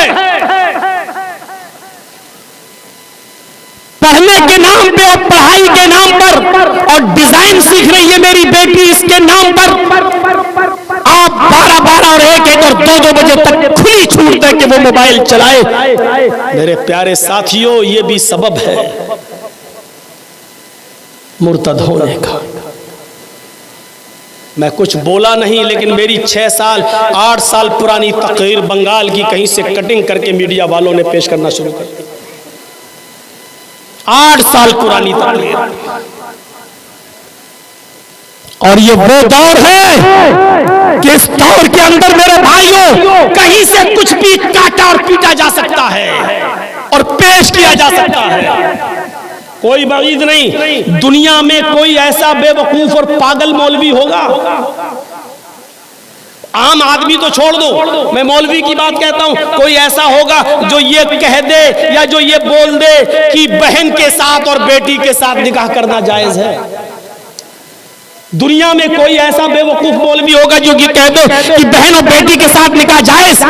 لیکن ایک جنسنگی ہجڑے نے، ایک بے غیرت نے، شاید اس کی یا تو ماں نہیں یا بہن نہیں یا بیٹی نہیں، بات کو کاٹ پیٹ کر اس طریقے سے سوشل میڈیا پر پھیلایا کہ دیکھو یہ مولوی کیا کہتا ہے. کہ یہ کتنی بڑی بدعقلی کی بات ہے کہ لوگ اپنی بہن اور بیٹی کا ہاتھ کسی دوسرے کے ہاتھ میں دے دیں اور دوسرے کا کباڑ کھانا اٹھا کر لے آئیں. جبکہ میں نے کرامتا اور فرقہ باطنیہ کے ایک لیڈر کی بات کو کوٹ کر کے کہا تھا کہ اس نے اپنی کتاب کے اندر یہ لکھا ہے، لیکن ان بے غیرت نے اس کا پیسہ ملتا ہے، ان کو پیسہ ملتا ہے کیونکہ یہ بغیر ہڈی ڈالے ہوئے تو کچھ کر نہیں سکتے، ان کے لیے باقاعدہ ہڈیاں ڈالی جاتی ہیں، اس لیے یہ ساری چیزیں کاٹ چھانٹ کر لوگوں کو ورغلانے کی کوشش کرتے ہیں. تو آج کے دور میں کچھ بھی ہو سکتا ہے. آپ کی ایک بیٹی کے مرتد ہونے پر 5 لاکھ روپے کا چیک دیا جاتا ہے، کچھ سالوں کے لیے گھر اور مکان بھی دیا جاتا ہے ان کی کمیٹی کی طرف سے لڑکے کو، اور 1 یا 2 بچے پیدا ہو جانے کے بعد گھر چھین لیا جاتا ہے، لڑکی کو بے دخل کر دیا جاتا ہے اور لڑکے کو کہا جاتا ہے کہ اب ان لڑکوں کو لے جا کر بناؤ اپنے دھرم میں اور لاؤ اس کو، اور لڑکی کو بے یار و مددگار چھوڑ دو. کتنی ایسی لڑکیاں ہیں جو مرتد ہونے کے بعد جنہوں نے یا تو خودکشی کی ہے یا پھر انہوں نے جسم فروشی کا دھندا اپنا لیا ہے، کیونکہ وہ جیتے جی اپنے باپ کے گھر میں نہیں جا سکتی ہیں، کیونکہ باپ کے دروازے بھی ان کے لیے ہمیشہ کے لیے بند ہو چکے ہیں. کیا کریں گے آپ سمجھاؤ اپنی بیٹیوں کو اور بہنوں کو، یہ ابھی جوانی کی دہلیز پر ہیں، ان کی سمجھ میں نہیں آئے گا، یہ عمر ہی ایسی ہوتی ہے، یہ نہیں سمجھ میں آئے گا. لیکن آپ تو باپ ہیں، آپ تو بھائی ہیں، آپ کی ذمہ داری زیادہ ہے اپنی بہنوں کو اور اپنی بیٹیوں کو سمجھانے کی. ایوم امرات اذا صلت خمسها وصامت شهرها واطاعت بالها واحسنت فرجها، جو 5 وقت کی نماز پڑھتی ہو، روزہ رکھتی ہو اور شوہر کی اطاعت و فرما برداری کرتی ہو، وہ احسنت فرجا، اور اپنی سطر کی اور شرمگاہ کی حفاظت بھی کرتی ہو، فلتدخل من ابواب الجنت شاء، وہ جنت کے جس دروازے سے داخل ہونا چاہے ہو جائے. نوجوانوں وہ مبشر اس انداز سے بشارت دیتا ہے، تمہیں بھی بشارت دیتا ہے، من یضمن لی بین لحییہ و بین رجلیہ اضمن لہ الجنہ. آئے نوجوانوں تمہارے نبی کا فرمان ہے، مجھے میرا نوجوان طبقہ 2 چیزوں کی گارنٹی دے دے، 2 چیزوں کی ضمانت دے دے، میں اس کو جنت کی ضمانت دیتا ہوں. فرمایا من یضمن لی بین لحییہ و بین رجلیہ، جو اپنے دونوں جبڑوں کے درمیان، داڑھی کے درمیان، اپنے گالوں کے درمیان یعنی زبان کی ضمانت دے دے، جھوٹ نہیں بولے گا، غیبت نہیں کرے گا، چغلی نہیں کرے گا، کسی کی برائی نہیں کرے گا، اس کو ذکر و اذکار میں لگائے گا. جو اس زبان کی، دیکھیے 2 چیزیں بتائی ہیں اور دونوں کتنی اہم ہیں، ساری چیزیں نہیں مانگی ہیں. زبان ہی کو اگر آدمی برائیوں سے بچا لے تو سمجھ لو کہ آدھا اسلام تو اس نے حاصل ہی کر لیا. من یضمن لی بین لحییہ، جو اپنے دونوں گالوں کے درمیان، دونوں داڑھوں کے درمیان کی ضمانت یعنی زبان کی ضمانت دے دے، وہ بین رجلیہ، اور اپنے دونوں پیروں کے درمیان یعنی شرمگاہ کی حفاظت کی گارنٹی دے دے، جو ہمیں ان دونوں چیزوں کی ضمانت دے دے. اپنی زبان کو غلط باتوں میں، غلط بولنے میں، جھوٹ بولنے میں، غیبت کرنے میں، چغلی کرنے میں لا یعنی اور بےہودہ اور لغو باتیں کرنے میں نہیں لگائے گا. استعمال نہیں کرے گا جو ان دو چیزوں کی ضمانت مجھے دے دے، فرمایا اضمن لہ الجنہ، میں اس کو جنت کی ضمانت دیتا ہوں۔ مبشر کس انداز سے اٹھتا ہے؟ یتیموں کا مال نہ کھانے والوں کو ڈراتا ہے، اور یتیموں کے سر پہ ہاتھ رکھنے والے کو وہ مبشر بشارت دیتا ہے، انا وکافل الیتیم فی الجنت کہاتین، میں اور یتیم کی کفالت کرنے والا، میں اور یتیم کی پرورش کرنے والا، میں اور یتیم کی دیکھ ریکھ کرنے والا، فی الجنت کہاتین، جنت میں ایسے ہوں گے جیسے یہ دونوں انگلیاں آپس میں ملی ہوئی ہیں، جیسے یہ دونوں انگلیاں آپس میں ملی ہوئی ہیں۔ زاد المعاد پڑھیے، علامہ ابن قیم کی، یتیموں کو دیکھتے اپنا حصہ لے کے جا رہے ہیں، ایک ہاتھ میں تھیلی دوسرے ہاتھ میں تھیلی، یہ وہ مال ہے جو نبی اکرم کو ملا ہے، سب کا حصہ دیا، آپ کو بھی حصہ ملا ہے، آج حصہ لے کے جا رہے ہیں۔ حضرت عائشہ سوچے بیٹھی ہیں، آج 15 دن ہو گئے، میرے گھر میں بھی چولہا جلے گا، میرے گھر میں بھی روشنی ہوگی، میرے گھر میں بھی روٹی بنے گی، آج گوشت میرے گھر میں بھی پکے گا۔ نبی اکرم گھر کی طرف جا رہے ہیں، حضرت عائشہ چولہے میں لکڑی رکھ لیتی ہیں اس امید سے کہ آج اچھا کھانا میرے گھر میں بھی بنے گا۔ ادھر دو یتیم بچے ملتے ہیں، ابن القیم لکھتے ہیں، ایک کی عمر 7 سال، ایک کی عمر 9 سال۔ ایک نے کہا اللہ کے نبی یہ ہاتھ پکڑ لیا، دوسرے نے کہا یا رسول اللہ یہ ہاتھ پکڑ لیا، ایک نے کہا میرا باپ نہیں ہے، دوسرے نے کہا میری ماں نہیں ہے، ایک نے کہا 5 دن سے چولہا نہیں جلا، دوسرے نے کہا 7 دن سے چولہا نہیں جلا، ہم نے کچھ نہیں کھایا۔ رحمت للعالمین کی ہاتھوں کی گرفت ڈھیلی ہو گئی، چھوڑ دیا تھیلا، یہ تھیلا اس بچے کو، یہ تھیلا اس بچے کو، دونوں لے کے جانے لگی۔ اس وقت تک نبی اکرم دیکھتے رہے جب تک کہ وہ دونوں غائب نہیں ہو گئے۔ اپنے گھر گئے، عائشہ نے دروازہ کھولا، خالی ہاتھ دیکھا، کہا اللہ کے نبی آپ کا حصہ کہاں چلا گیا؟ آپ تو کہہ کر گئے تھے کہ مجھے میرا حق ملے گا، میرا حصہ ملے گا، چولہا سنبھال لو، آج میرے گھر میں بھی روٹی پکے گی۔ فرمایا عائشہ 2 یتیم بچوں نے میرا ہاتھ پکڑ لیا، ایک تھیلا اس کو دے دیا، ایک تھیلا اس کو دے دیا۔ فرمایا میں کب منع کرتی ہوں، تھیلا دے دیتے، لیکن اتنا دونوں تھیلوں میں سے نکال لیتے کہ آج میرے گھر میں بھی روٹی بن جاتی۔ فرمایا عائشہ مجھے اتنا بھی گوارا نہیں ہوا، عائشہ تم نے اپنے باپ کو دیکھا، اپنی ماں کو دیکھا ہے، مجھے دیکھو، پیدا ہوا تو باپ کا چہرہ نہیں دیکھا، 6 سال کا ہوا تو میری ماں بھی مجھے چھوڑ کے چلی گئی، 8 سال کا ہوا تو میرا دادا بھی مجھے خیر آباد کر گیا۔ عائشہ میں نے یتیمی میں قدم رکھا، یتیمی کا درد جو میں جانتا ہوں وہ تم نہیں جانتی ہو، اس لیے میں نے یہ تھیلا اس کو دے دیا، وہ تھیلا اس کو دے دیا۔ حضرت عائشہ کہتی ہے اس کے بعد نبی مسجد میں آئے، نماز پڑھائی اور لوگوں میں خطبہ دیتے ہوئے فرمایا انا وکافل الیتیم فی الجنت کہاتین، میں اور یتیم کو پالنے والا، میں اور یتیم کی پرورش کرنے والا جنت میں اس طرح ہوں گے جس طرح یہ دونوں انگلیاں آپس میں ملی ہوئی ہیں۔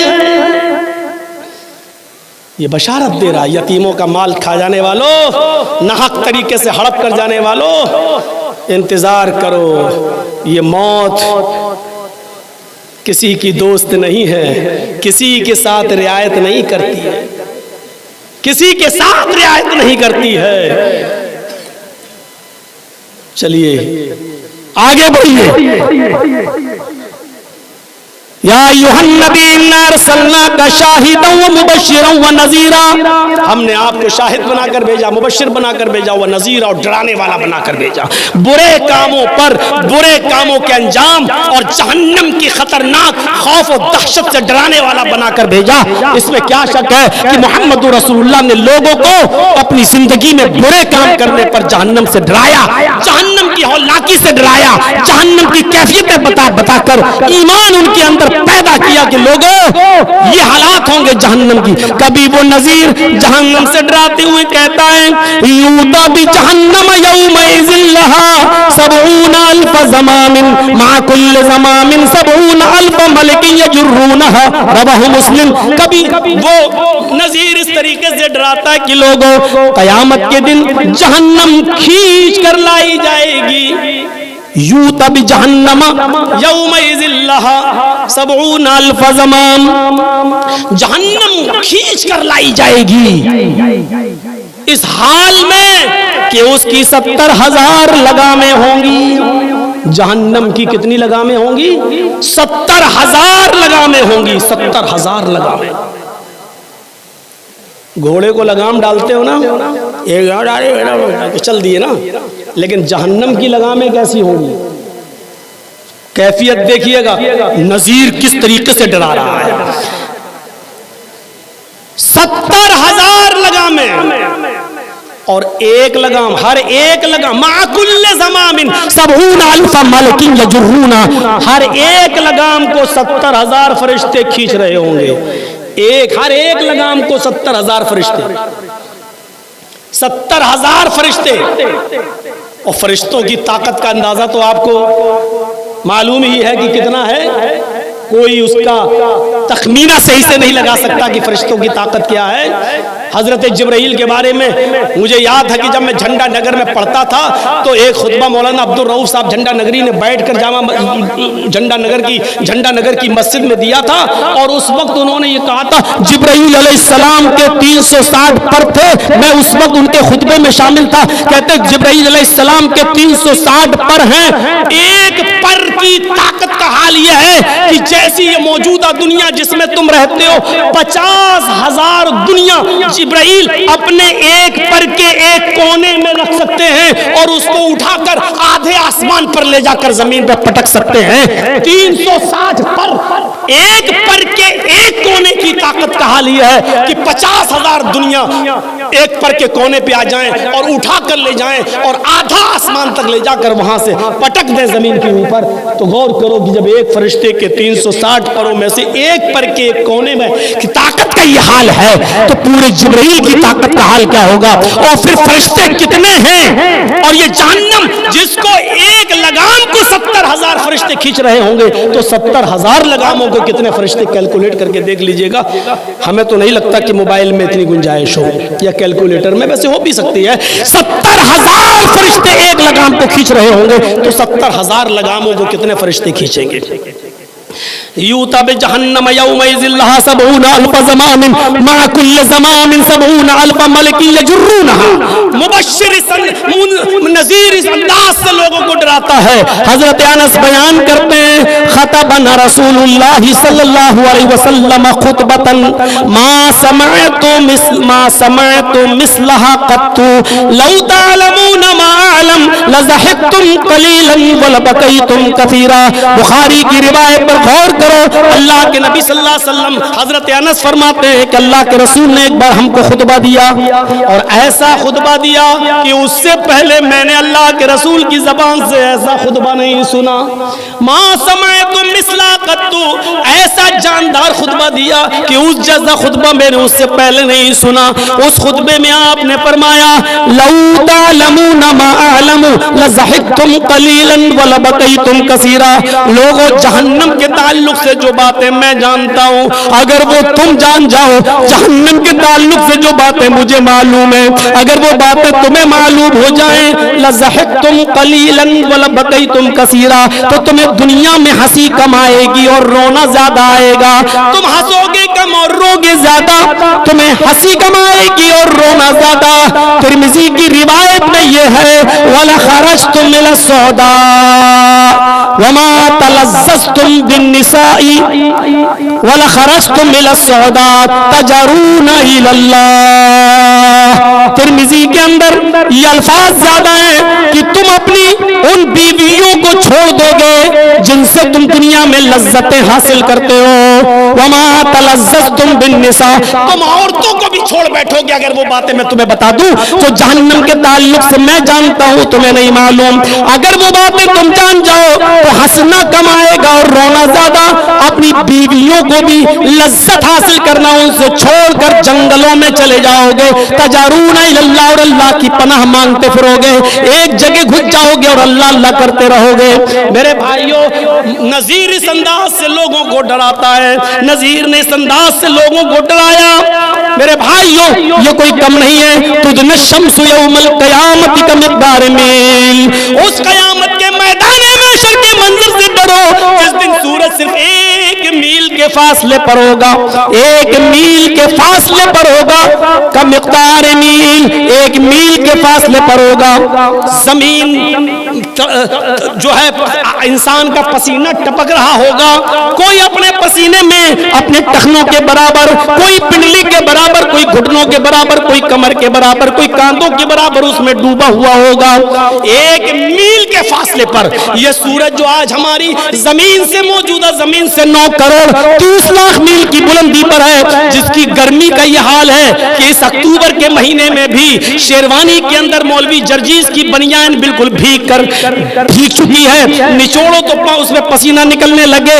اس اکتوبر کے مہینے میں جبکہ سورج بھی ہمارے سر کے اوپر نہیں، یہ دن بھر کے سورج کی حرارت کا، اس رات میں بھی اس کی گرمی کا یہ اندازہ ہے، جب 1 میل کے فاصلے پر ہوگا تو ہمارا حال کیا ہوگا؟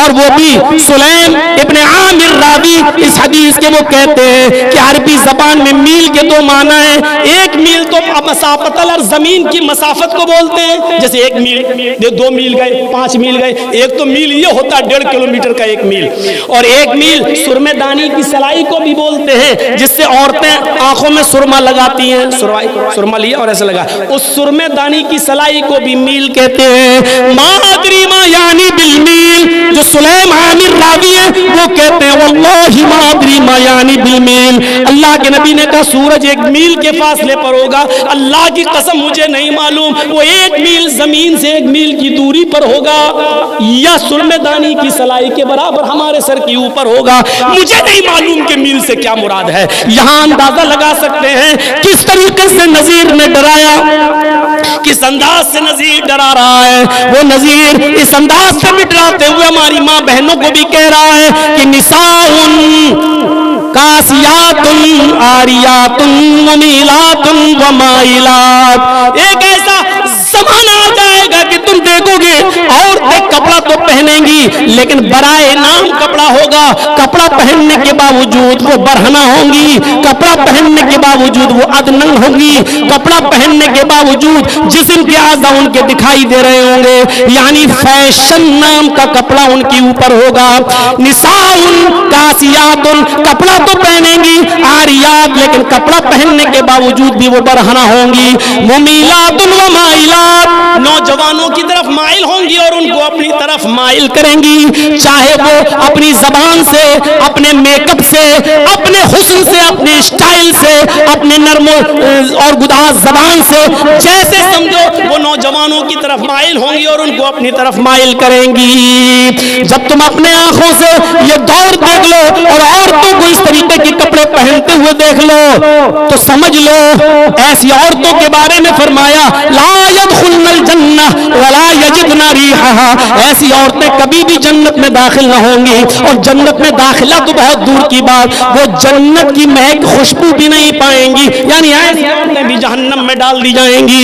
یہ نذیر اس انداز سے ڈراتا ہے لوگوں کو کہ حضرت عائشہ کہتی ہیں کہ محمد رسول اللہ نے فرمایا یحشر الناس یوم القیامت حفاة عراة غرلا، میدان محشر میں لوگ جب قبروں سے اٹھیں گے تو اس حال میں اٹھیں گے کہ وہ ننگے پیر ہوں گے، ننگے جسم ہوں گے اور بغیر ختنے کے ہوں گے, کسی کا ختنہ نہیں ہوگا. فینظر بعضهم الی بعض, اور ایک دوسرے کو دیکھ رہا ہوگا. حضرت عائشہ نے سوال کیا, الرجال والنساء جميعا, اے اللہ کے نبی مرد بھی ہوں گے اور عورتیں بھی ہوں گی؟ فرمایا ہاں, مرد بھی ہوں گے اور عورتیں بھی ہوں گی. حضرت عائشہ نے کہا ینظر بعضهم الی بعض, کیا مرد عورتوں کو دیکھیں گے اور عورتیں مرد کو دیکھ رہی ہوں گی؟ فرمایا ہاں عائشہ, مرد عورتوں کو اور عورتیں مردوں کو دیکھ رہی ہوں گی. فرمایا اما عائشہ نے, تب تو عورتیں مارے شرم کے مر جائیں گی جب مرد ان کی طرف نظریں اٹھا کے دیکھیں گے. فرمایا الامر اشد ان یہمہم, عائشہ اتنی فکر کہاں ہوگی کسی مرد کو جو نظر دکھائے اور دیکھتا چلا جائے. ہر آدمی کو اپنے بچنے کی فکر ہوگی, میں کیسے بچوں, کیسے بھاگوں. باپ بیٹے سے بھاگ رہا ہوگا اور بیٹا باپ سے بھاگ رہا ہوگا, شوہر بیوی سے بھاگ رہا ہوگا اور بیوی شوہر سے بھاگ رہی ہوگی, بھائی بھائی سے بھاگ رہا ہوگا. یوم یفر المرء من اخیہ وامہ وابیہ وصاحبتہ وبنیہ, انسان اپنے بھائی سے بھاگ رہا ہوگا, اپنی ماں کو دیکھ کر بھاگ رہا ہوگا, اپنے باپ کو دیکھ کر بھاگ رہا ہوگا, وہ صاحبتہ اور اپنی بیوی سے بھاگ رہا ہوگا, وہ بنی اور باپ اپنی اولاد سے بھاگ رہا ہوگا. یہ حال ہوگا وہاں پر. نذیر اس انداز سے لوگوں کو ڈراتا ہے. تو ہو گیا, شاہد بنا کر بھیجا, بشیر بنا کر بھیجا, نذیر بنا کر بھیجا. چوتھی صفت ہے وَدَاعِيًا إِلَى اللَّهِ بِإِذْنِهِ, اور ہم نے آپ کو دعوت اللہ دینے والا داعی بنا کر بھیجا. پوری زندگی اللہ کی طرف دعوت. جرجیس کا اسٹیج ختم, یہاں دوسرا اسٹیج لگے گا. الیکشن کے موقع پر دوسرا اسٹیج لگے گا. کوئی اس نیتا کی طرف بلائے گا, کوئی اس کی طرف بلائے گا, کوئی اس کی طرف بلائے گا. یہ سب دور دیکھیے, لیکن پوری زندگی ذرا محمد رسول اللہ پر نظر ڈالو. پوری زندگی صرف ایک ہی دعوت, اور وہ دعوت کیا ہے؟ قولوا لا الہ الا اللہ. لوگوں اپنی زبان سے صرف اتنا کہہ دو کہ کوئی معبود نہیں ہے سوائے اللہ. یہ دعوت کیسے کیسے موقع پر دی جا رہی ہے؟ ایک شخص آتا ہے پورے قافلے کی شکل میں, اس کو امیر بنا دیا جاتا ہے. بھیجا ہے کئی لوگوں کو, مکے کے سربردہ لوگوں نے, چودھریوں نے, سرمایہ داروں نے کہ جاؤ, پانی سر سے اوپر چڑھتا جا رہا ہے. شاید محمد کو کسی چیز کا لالچ ہے, کہو صلی اللہ علیہ وسلم, کسی چیز کا لالچ ہے. اگر لالچ ہے تو لالچ دے کر بھی دیکھو. لالچ دینے آ گئے, کئی لوگ آئے, ایک کو چن لیا, تم بات کرو گے. بات کرنے لگا, اے محمد ابن عبداللہ, ہم اپنی قوم کی طرف سے آپ سے بات کرنے آئے ہیں, چند لوگوں پر مشتمل یہ قافلہ آپ کی خدمت میں حاضر ہے. آپ نے کہا کیا بات ہے؟ کہ بات کچھ نہیں ہے, اتنا ہی سے بات ہے کہ پانی سر سے اوپر چڑھ گیا ہے. آپ جو دعوت دے رہے ہیں لوگوں کو, اس دعوت نے ایک فتنہ کھڑا کر دیا ہے. باپ بیٹے سے, بیٹا باپ سے جدا ہو گیا ہے, ماں بیٹی کی نہیں سنتی, بیٹی ماں کی نہیں سنتی, بھائی بھائی کا دشمن ہوتا چلا جا رہا ہے. آپ کی اس دعوت سے کھائیاں بڑھتی جا رہی ہیں. اگر آپ کا کوئی مقصد ہے تو بتاؤ. آپ نے کہا میں سمجھا نہیں, کھل کر بولو کیا کہنا چاہتے ہو. انہوں نے کہا اے محمد ابن عبداللہ, اگر آپ کو دولت چاہیے, پیسہ چاہیے, تو آپ میرے سامنے اپنی ریکویسٹ رکھیے. ہم آپ کو اپنی قوم کی طرف سے چندہ کر کے اتنا روپیہ, اتنا پیسہ, اتنا درہم و دینار دے دیتے ہیں. آپ مکے کے سب سے امیر انسان کہلائیں گے. آپ سے زیادہ دولت کسی کے پاس نہیں ہوگی. ہم اتنا چندہ کر کے آپ کو دے دیتے ہیں کہ آپ مکے کے سب سے امیر انسان کہلائیں گے. اگر دولت نہیں چاہیے آپ کو تو آئے محمد ابن عبداللہ, مجھے اتنا بتا دیجئے, کیا آپ حکمراں بننا چاہتے ہیں؟ آپ کو حاکم بننے کا شوق ہے؟ اگر یہ بات ہے تو آپ مجھے بتا دیجئے, ہم لوگوں سے گزارش کر کے آپ کو اپنا حاکم بنا دیتے ہیں, آپ حکمراں بن جائیے. ہم آپ کو اپنا سردار بنانے کے لیے تیار ہیں. سرداری حکمرانی چاہیے تو بولیے, پیسہ دولت سونا چاندی چاہیے تو بولیے, اور اور یہ بھی نہیں تو ایک تیسری وجہ ہو سکتی ہے جو سب سے زیادہ پاپولر ہے، اور اس کے لیے انسان یا تو مذہب چھوڑ دیتا ہے، باپ کا بھی قتل کر دیتا ہے، کئی لوگوں کا مرڈر بھی کر دیتا ہے، وہ ہے عورت۔ اگر آپ کو کسی حسین و جمیل اور خوبصورت اور امیر عورت سے یا لڑکی سے آپ کو عشق ہو گیا ہے، پیار ہو گیا ہے، محبت ہو گئی ہے، تو وہ آپ مجھے بتائیے، آپ کو لگتا ہے کہ ایسے وہ ہمارے حوالے نہیں کرے گا، تو آپ صرف اشارہ کیجئے کہ وہ کس کی بیٹی ہے، کس کی بہن ہے، آپ صرف اپنے منہ سے نکال دیجئے اور بتا دیجئے، اس حور صفت پری کو میں لا کر آپ کی خدمت میں رکھ دیتا ہوں، آپ کے پاس حاضر کر دیتا ہوں، آپ کے ساتھ نکاح کرا دیتا ہوں، کوئی انکار نہیں ہے۔ اگر آپ کو کسی عورت سے نکاح کرنا تو وہ بھی بولیے۔ ان تمام چیزوں کے جواب میں آپ نے جو ان سے کہا وہ یہ کہا کہ نہیں، نہ مجھے حکمرانی چاہیے، نہ مجھے دولت چاہیے، نہ مجھے بیوی عورت چاہیے، مجھے ان تمام چیزوں سے کوئی سروکار نہیں۔ تو فرمایا پھر کیا ہے؟ کہ مجھے کچھ نہیں چاہیے، بس میں اتنا چاہتا ہوں کہ تم سب اللہ کے عذاب سے بچ جاؤ، میری قوم لا الہ الا اللہ کہہ دے اور کامیاب ہو جائے۔ ہم تو یہ چاہتے ہیں کہ تم سب ایک اللہ کی عبادت کرنے والے بن جاؤ، قولوا لا الہ الا اللہ، ایک اللہ کی عبادت کرنے والے چلے گئے۔ جو وفد آیا لالچ دیتے ہوئے، اس وفد کو بھی دعوت دی تو ایک اللہ کی۔ کوہ صفا پر چلے تو ان کو بھی دعوت دی تو یہی کہا، ایھا الناس قولوا لا الہ الا اللہ تفلحوا، لوگوں لا الہ الا اللہ کہہ دو کامیاب ہو جاؤ گے۔ ایک جگہ کہا تملک العرب والعجم، عرب کے بھی مالک بن جاؤ گے اور عجم کے بھی مالک بن جاؤ گے، تم صرف اپنی زبان سے لا الہ الا اللہ کہہ دو، بس اتنا کہہ دو، لا الہ الا اللہ اتنا کہہ دو۔ دعوت دے رہے ہیں تو ایک اللہ کی طرف دعوت۔ اس منظر کو اٹھائیے، اس منظر کو، بڑے سے بڑے لوگوں کے گردے پانی پانی ہو جائیں گے، لیکن نبی اکرم کس طریقے سے استقلال کی چٹان بنے کھڑے ہیں۔ غزوہ ذات الرقاع سے واپسی کے موقع پر، غزوہ ذات الرقاع سے واپسی کے موقع پر لوگ تھکے ہوئے تھے، کئی راتوں کے جاگے ہوئے تھے، صحابہ کہنے لگے اس جنگل میں درخت ہے سایہ دار، تھوڑا سا آرام کر لیجئے، اللہ کے رسول تھوڑی دیر کے بعد نکل جائیں گے۔ آپ نے سب کو اجازت دے دی، سب لوگوں نے جہاں درخت دیکھا وہاں لیٹ گئے، اور لیٹتے ہی ان کو نیند آ گئی۔ محمد رسول اللہ صلی اللہ علیہ وسلم بھی ایک درخت کے سائے میں آرام فرما رہے تھے۔ اتنے میں ایک دیہاتی کافر آتا ہے، اس نے محمد رسول اللہ کی لٹکی ہوئی تلوار کو دیکھ لی اور اس نے تلوار اتار کر نبی اکرم کے سامنے کود جاتا ہے، چھلانگ لگاتا ہے، آپ اڑ جاتے ہیں۔ وہ آپ کے پاس تلوار لے کر کھڑا ہے اور ایک ہی سوال کرتا، من یمنعک یا محمد، من یمنعک منی یا محمد، اے محمد بتاؤ تمہیں میرے ہاتھ سے کون بچائے گا؟ یہ صحابی وہاں ہیں، وہ صحابی وہاں ہیں، تیسرا وہاں، چوتھا وہاں، پانچواں وہاں، جب تک آواز دیں گے تب تک تو یہ کام ہی تمام کر دے گا۔ آپ نے کوئی آواز نہیں دی، یہ بڑھتا جا رہا ہے اور نبی کے چہرے پہ مسکراہٹ آتی جا رہی ہے، قریب جاتا ہے، ایک ہی جملہ کہتا ہے، من یمنعک منی یا محمد، اے محمد بتاؤ تمہیں میرے ہاتھ سے کون بچائے گا؟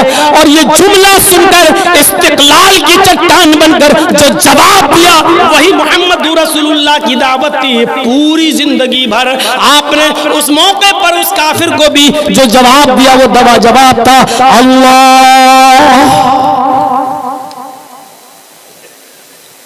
اللہ یعصمنی، مجھے اللہ بچائے گا۔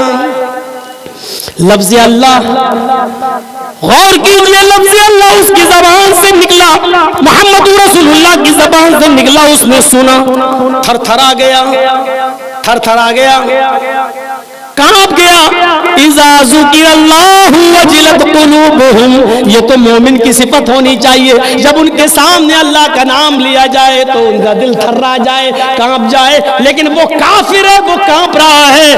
اے مسلمانوں ذرا عقل کے ناخن لو، کافر کا دل کانپ رہا ہے، صفت تو مسلمان کی قرآن پیش کر رہا ہے. یہاں اذان کی آواز آتی ہے اللہ اکبر اللہ اکبر.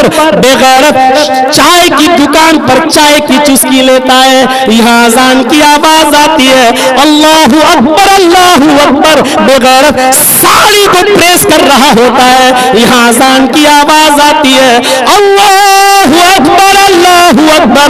بغیرت اپنا پاور لوم بند کرنے کی کوشش بھی نہیں کرتا ہے. یہاں اذان کی آواز آتی ہے لیکن مسلمان کے دل کے اوپر, مومن کے دل کے اوپر اس کا کوئی اثر نہیں پڑتا ہے. جبکہ یہ صفت مومن کی بتائی گئی ہے اذا ذکر اللہ وجلت قلوبہم. مومن تو وہ ہے جب اس کے سامنے اللہ کا نام آتا ہے تو اس کا دل کانپ جاتا ہے, اس کا دل تھرا جاتا ہے, اس کا دل لرز جاتا ہے.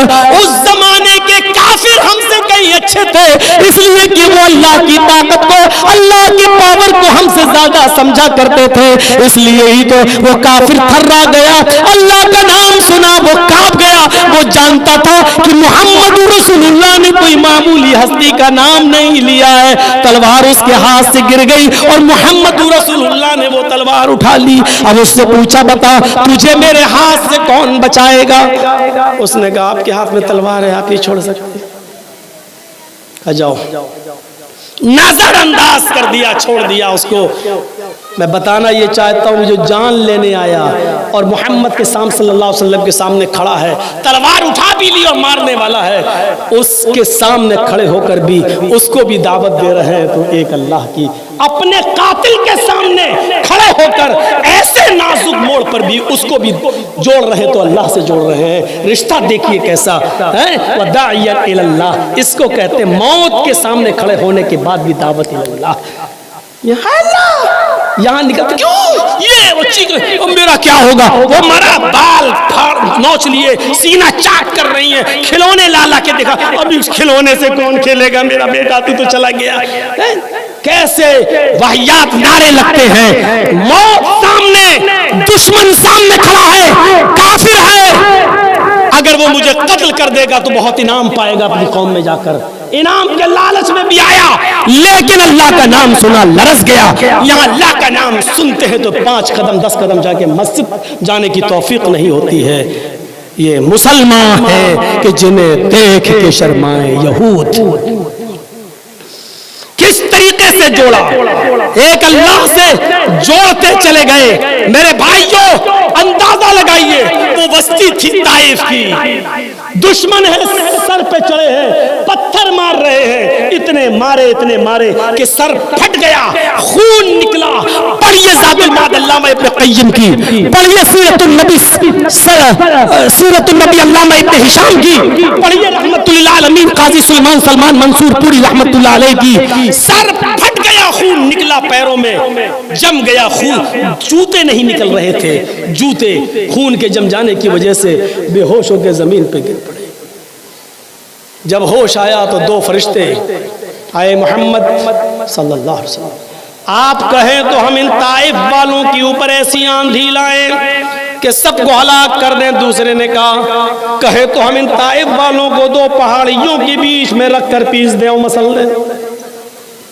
لیکن ایسے موقع پر بھی ان طائف والوں کو دیکھتے ہیں اور دیکھ کر کہتے ہیں اللہم اہد قومی فإنہم لا یعلمون. اللہ میری قوم کو ہدایت دے, یہ جانتی نہیں ہے کہ میں تیرا رسول ہوں, یہ جانتی نہیں ہے. فرشتوں کے سوال پر فرمایا نہیں, انتقام کی ضرورت نہیں ہے. اگر تم ان طائف والوں کو 2 پہاڑیوں کے بیچ میں رکھ کر پیس دو گے, مسل دو گے, تو ان کے بعد ان کی پشتوں میں چھپی ہوئی اولادیں بھی پھر جرم نہیں لیں گی. جانے دو, مجھے امید ہے آج یہ ایمان نہیں لائیں گے تو کل ان کی ہونے والی نسلیں ضرور ایمان لائیں گی, کل ان کی ہونے والی اولادیں ضرور ایمان لائیں گی. اس موقع پر بھی دعوت دے رہے ہیں تو ایک اللہ کی طرف بلا رہے ہیں, ایک اللہ کی طرف دعوت دے رہے ہیں.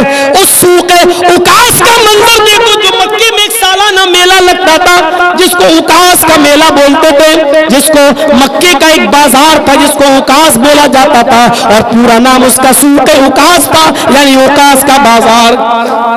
وہاں آپ لوگوں کو دعوت و تبلیغ کرنے لگے، پتہ چلا کہ مختلف شہروں سے وفد آیا ہے، بزنس کے ارادے سے آیا ہے، وہاں لوگوں کو دعوت دے رہے ہیں، لوگوں کو تبلیغ کر رہے ہیں۔ اتنا مارا لوگوں نے کہ آپ بے ہوش ہو کے زمین کے اوپر گرے ہیں اور خون سے سر پھٹا پڑا ہے۔ اس وقت زاد المعاد میں ابن قیم لکھتے ہیں کہ محمد کی بیٹی فاطمہ کی عمر 4 یا 5 سال کی تھی، وہ گھر کے باہر کھیل رہی تھی، اس کو کسی نے کہہ دیا فاطمہ بیٹا تم یہاں کھیل رہی ہو، تمہارے ابو مکے کے بازار میں سوق اوکاس میں بے ہوش پڑے ہوئے ہیں۔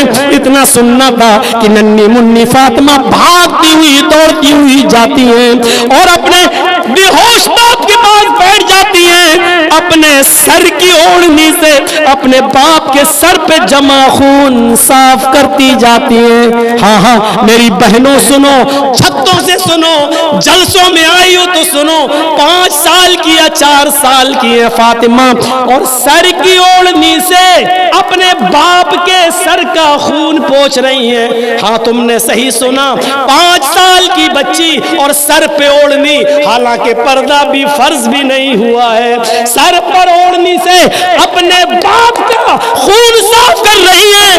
کیا فاطمہ کا یہ چانٹا اے 20 اور 22 سال کی لڑکیوں تمہارے گال پہ نہیں پڑ رہا ہے کہ آج تم انسٹاگرام پہ ٹک ٹاک پہ ڈانس کر رہی ہو اور دوپٹے تمہارے اتر کر بال کھلے ہوئے سامنے آ چکے ہیں؟ شرم مگر تمہیں نہیں آتی ہے؟ یہ 5 سال کی فاطمہ سر پہ اوڑھنی اوڑھے ہوئے ہیں، پردہ حالانکہ ابھی فرض بھی نہیں ہوا ہے، اور اپنے باپ کے پاس بیٹھ کر اوڑھنی اتار کر اپنے باپ کا خون صاف کرتی جاتی ہیں اور روتے ہوئے کہتی جاتی ہیں اے مکے کے لوگوں تم نے میرے اس باپ کو مارا ہے، اے مکے والوں تم نے میرے اس بابا کو مارا ہے جس نے زندگی میں کبھی جھوٹ نہیں بولا ہے، اے مکے والوں تم نے میرے اس بابا کو مارا ہے جس نے آج تک کسی کی امانت میں خیانت نہیں کیا ہے، اے مکہ والوں تم نے میرے اس باپ کو مارا ہے جس نے آج تک کسی کا دل نہیں دکھایا، اے مکہ والوں تم نے آج اس کو صرف اس بات میں مارا ہے کہ وہ تم سے کہتا ہے ایک اللہ کی عبادت کرو، اپنا رشتہ ایک اللہ سے جوڑ لو۔ یعنی سوق اوکاس میں بھی لوگوں کو جوڑنے گئے تو ایک اللہ سے، اور بات فاطمہ یہ کہہ رہی کہ میرے باپ کو صرف اس لیے تم نے مارا ہے کیونکہ اس نے تم کو یہ کہا لا الہ الا اللہ کہہ دو، ایک اللہ کی عبادت کرنے والے بن جاؤ، صرف اس بات پر تو ہمارے باپ کو مارے تھے، اس بات پہ مارا۔ حضرت فاطمہ کی آنکھوں سے آنسو گرا، نبی اکرم کے گال پر گر جاتا ہے، اس آنسو نے آب حیات کا کام کیا نبی اکرم کے آنکھوں سے، نبی اکرم کے آنکھ کھل جاتی ہے اور حضرت فاطمہ کو اپنے پاس دیکھتے ہی سینے سے لگا لیتے ہیں اور کہتے ہیں اپنا غم بھول گئے، اپنی تکلیف بھول گئے، اور فرمایا وہ قوم کبھی فلاح نہیں پائے گی جو حق بات کہنے پر محمد کی لخت جگر کو ستاتی ہے، جس نے فاطمہ 4 سال کی میری پھول جیسی بچی کا دل دکھایا، وہ قوم کیسے فلاح پائے گی، وہ قوم کیسے نجات پائے گی؟ تم نے میری بیٹی کا دل دکھایا، اچھا نہیں کیا۔ میرے بھائیوں اپنی بیٹی کی اس تکلیف پر اپنی تکلیف بھول گئے تو سوق اوکاس میں گئے تو لوگوں کو دعوت اللہ دی، ایک وفد آیا ہوا ہے، آپ اس کو تبلیغ کر رہے ہیں، سمجھا رہے ہیں، اتنے میں حضرت زینب بھیجتی ہیں اپنا قاصد کہ جاؤ میری بیٹی کی طبیعت بہت زیادہ خراب ہے اور اس کی سانسیں اکھڑ رہی ہیں، میرے ابو کو بلا لو، نانا سے کہو محمد رسول اللہ سے اپنی نواسی کو آ کر دیکھ لیں اور کچھ دعا پڑھ دیں۔ جو قاصد جاتا ہے، اللہ کے نبی کے پاس مہمان ہیں باہر کے آئے ہوئے ہیں، آپ نے ان سے کہا، جو قاصد آیا تھا زینب کی طرف سے، اس سے کہا اِنَّا لِلَّهِ مَا آتَا وَلَهُ مَا خَذَا، جو کچھ دیا وہ اللہ ہی کا ہے اور جو لے گا وہ اللہ ہی کا ہے۔ آئے زینب تمہارا باپ ابھی دعوت و تبلیغ میں لگا ہوا ہے, تم اللہ سے دعا کرو میں ابھی نہیں آ سکتا.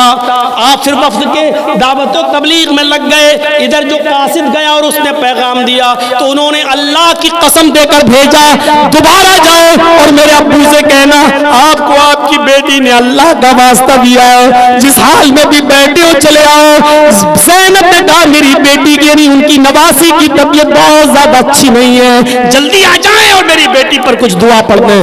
جب اللہ کا واسطہ سنا تو آپ نے جماعت کے لوگوں سے, وفد سے, ان گروہ سے جو آئے اعتبار سے آپ نے اجازت لی اور کہا رکو میں اب ایک بعد میں بتاؤں گا, تبلیغ کروں گا, میری بیٹی نے مجھے اللہ کا واسطہ دیا, مجھے جانا ضروری ہے. آپ نے چند صحابہ کو اپنے ساتھ لیا اور زینب کے گھر کی طرف چل دیے. زینب کے گھر پہنچ کر دروازے کو دستک دی. محلے کی جو عورتیں وہاں بیٹھی ہوئی تھی ایک نے دروازہ کھولا. حضرت زینب اپنی بیٹی نواسی کو اپنی گود میں لیے ہوئے تھی اور اس کی کنڈیشن یہ تھی کہ اس کی سانسیں اکھڑ رہی تھی, وہ آخری سانسیں لے رہی تھی. جیسے ہی زینب نے اپنے باپ کو محمد رسول اللہ کو روم کے اندر دیکھا, اپنی بیٹی کو آگے بڑھا دیا, ابو جان میری بیٹی کو اپنی گود میں لے لیجئے, دعا کیجئے. آپ کے ہاتھ زبان سے نکلی ہوئی دعا میں اللہ نے شفا رکھی ہے, میری بیٹی کو اللہ شفا دے دے, لے لیجئے. اس روح کھلتی ہوئی نواسی کو جیسے ہی محمد رسول اللہ نے اپنی گود میں لیا, شاید وہ نواسی بھی اپنے نانا کی گود کا انتظار کر رہی تھی. جیسے ہی وہ اپنے نانا کی گود میں آئی اس کی روح قفس عنصری سے پرواز کر گئی, نواسی کا انتقال ہو گیا. زینب رو رہی ہے, غم کے آنسو ہیں, اور یہ منظر دیکھ کر محلے کی وہ تمام عورتیں زینب کے رونے کو دیکھ کر ان کے بھی آنکھوں میں آنسو ہیں. جو صحابہ نبی کے ساتھ آئے یہ منظر دیکھ کر وہ بھی رو رہے ہیں. لیکن ایسے نازک موڑ پہ بھی محمد رسول اللہ اپنی بیٹی کو اور پورے جتنے سامعین تھے اور اس جماعت تھے اس گھر میں سب کو یہی دعوت دے رہے ہیں, انا للہ و انا الیہ راجعون, انا للہ ما عطا ولہ ما خذا. میرے بھائیوں وہ نبی یہی دعوت دے رہا ہے کہ جو کچھ بھی ہے ہم سب بھی تو اللہ ہی کی طرف سے وَإِنَّا إِلَيْهِ راجعون, اور اسی کی طرف پلٹ کر جانا ہے. جو کچھ دیا تھا وہ اللہ ہی کی طرف سے عطا کرتا تھا, جو لے لیا وہ اسی کی امانت تھی. ہمیں صبر کرنا چاہیے. جب سارا مجمع رو رہا ہے اس موقع پر محمد رسول اللہ اپنے گھر والوں کو, اپنی بیٹی کو, صحابہ کو, صحابیات کو ایک اللہ سے جوڑ رہے ہیں اور یہ کہہ رہے ہیں اس میں ہم کچھ نہیں کر سکتے, امانت اسی کی تھی اور اس نے اپنی امانت لے لی, اس میں میں کیا کر سکتا ہوں. اور غور کرو کائنات کی سب سے بڑی ہستی کی گود میں سب سے بڑی ہستی کی بیٹی زینب کی بیٹی, زینب کی بیٹی ہے, نبی کی نوازی ہے. زینب کی گود میں جب تک تھی سانسیں لے رہی تھی اور محمد رسول اللہ کی گود میں جب آئی تو سانسیں اکھڑ گئیں. آپ کیا کہتے ہیں؟ آپ کی گود سے بچہ اگر جرجیز کی گود میں آ جائے انتقال کر جائے تو کہیں گے بڑا منحوس تھا, جب تک میرے ہاتھ میں تھا تب تک بچہ صحیح تھا, جیسے اس نے لیا مر گیا. یہ اس بات کی تعلیم تھی کہ کوئی نبی بھی کسی مردہ کو زندہ نہیں کر سکتا ہے. یہ اس بات کی تعلیم تھی, امانت اس کی تھی, اس نے لے لیا. ہم تو صرف اس کے لیے دعا کر سکتے ہیں اور تمہیں صبر کی تلقین کر سکتے ہیں, اس کے علاوہ میرے پاس اور کوئی راستہ نہیں ہے. میرے بھائیوں ذرا غور تو کرو, یہ کون سے منظر ہیں, یہ کیسے منظر ہیں کہ ہر موقع پر آپ اللہ کی طرف لوگوں کو دعوت دے رہے ہیں, اللہ کی طرف لوگوں کو بلا رہے ہیں.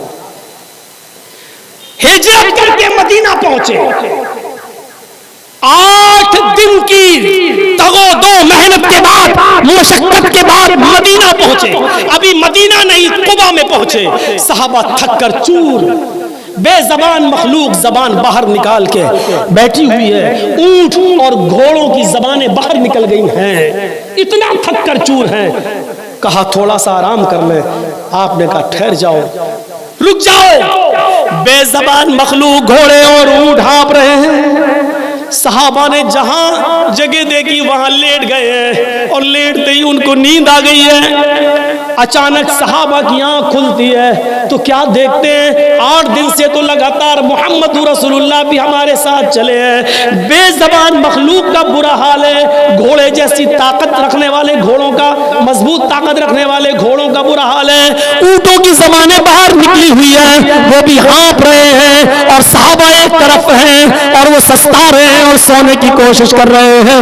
ان کی نظر پڑتی ہے تو کیا دیکھتے ہیں؟ محمد رسول اللہ ایک پتھر زمین کھود کر رکھ رہے ہیں، صحابہ وہاں تشریف لاتے یہ کیا کر رہے ہیں؟ فرمایا اس جگہ پر میں مسجد قباء کی بنیاد رکھ رہا ہوں، چاروں طرف میں پہاڑیاں دیکھ رہا ہوں، اے لوگوں یہاں اللہ اکبر کی صدائیں بلند ہوں گی تو یہ پہاڑیاں بھی قیامت کے دن اللہ کی وحدانیت کا اقرار کریں گی، اور اس جگہ میں نے اللہ کا نام لیا، یہ پہاڑیاں قیامت کے دن گواہی دیں گی۔ ساری مخلوق تھک کر چور ہے، صحابہ نڈھال ہے، بے زبان مخلوق کی زبانیں باہر نکلی ہیں، لیکن محمد رسول اللہ کو مسجد کی تعمیر کی فکر ہو رہی ہے، محمد رسول اللہ کو مسجد کی تعمیر کی فکر ہو رہی ہے۔ یا اللہ اکبر کی صدائیں بلند ہوں گی۔ یہ ہے اللہ کی طرف دعوت دینے والا شخص، مکے سے مدینہ ہجرت کر کے جا رہے ہیں۔ غور کرو، مسجد مدینے کی عورتیں چھتوں پر ایسی ہی چڑھ گئیں جیسے آپ کے ہاں جلسے میں عورتیں چھتوں پہ چڑھ کے جلسہ سن رہی ہیں، ایسی وہ عورتیں محمد رسول اللہ کے آنے کا انتظار کر رہی ہیں اور چھتوں پہ چڑھ کے محمد رسول اللہ کا دیدار کرنا چاہتی ہے کہ نبی اکرم کو دیکھیں کہ آج آپ آ رہے ہیں، اور کس کے گھر پر نبی کی سواری رکتی ہے، کس کے گھر پہ آپ آتے ہیں؟ مدینے کی عورتیں چھتوں پہ چڑھی ہیں، اور اللہ کے نبی جب مدینے میں گزر رہے ہیں تو مدینے کی چھوٹی چھوٹی 5-5 6-6 سال کی بچیاں دف بجاتے ہوئے یہ گیت گا رہی ہیں، اور گیت گاتے گاتے کہہ رہی ہے طلع البدر علینا من ثنیات الوداع وجب الشکر علینا ما دعا للہ داعی۔ آج اللہ کا شکر ہے 14ویں رات کا چاند مکے سے فاران کی چوٹیوں سے طلوع ہو کر ہمارے شہر مدینہ میں تشریف لایا ہے، ہمارے یہاں طلوع ہوا ہے، اس پر ہم اللہ کا جتنا بھی شکر ادا کریں کم ہے۔ وہ بچیاں یہ گیت گا رہی ہیں، آپ ان کا گیت سن سن کر مسکرا رہے ہیں، تھوڑا اور آگے بڑھے تو وہی بچیاں یہ گیت گاتے گاتے ایک جملہ ان کے منہ سے غلط نکل گیا، وَفِينَا نَبِيٌّ يَعْلَمُ مَا فِي غَدٍ۔ آج ہمارے درمیان ایک ایسے نبی تشریف لائے ہیں جو کل کی بات بھی جانتے ہیں، آج ہمارے پاس ایسے رسول آئے ہیں جو کل کا علم بھی رکھتے ہیں۔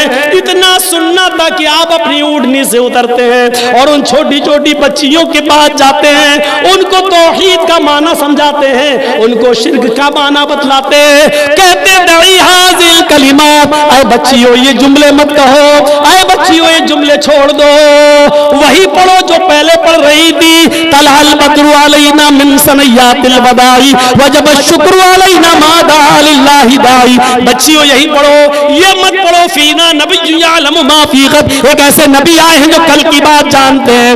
اللہ کی قسم تمہارے نبی کو، تمہارے رسول کو یہ نہیں معلوم کہ کل میرے اور تمہارے ساتھ کیا ہوگا، کل کا علم نہیں۔ ان چھوٹی چھوٹی 5-5 اور 6-6 سال کی بچیوں کی زبان سے نکلنے والے ان شرکیہ جملوں پر بھی آپ خاموش نہیں رہے، اترے اور ان بچیوں کو توحید کا معنی بتلایا، اللہ کا معنی بتلایا، اور یہ بتلایا کہ کل اور قیامت تک کا علم اگر کسی کو ہے تو وہ صرف ذات ہے اللہ کی، میں تو اللہ کا بندہ ہوں، اللہ کی قسم کل میرے اور تمہارے ساتھ کیا ہوگا یہ ہم کو نہیں معلوم۔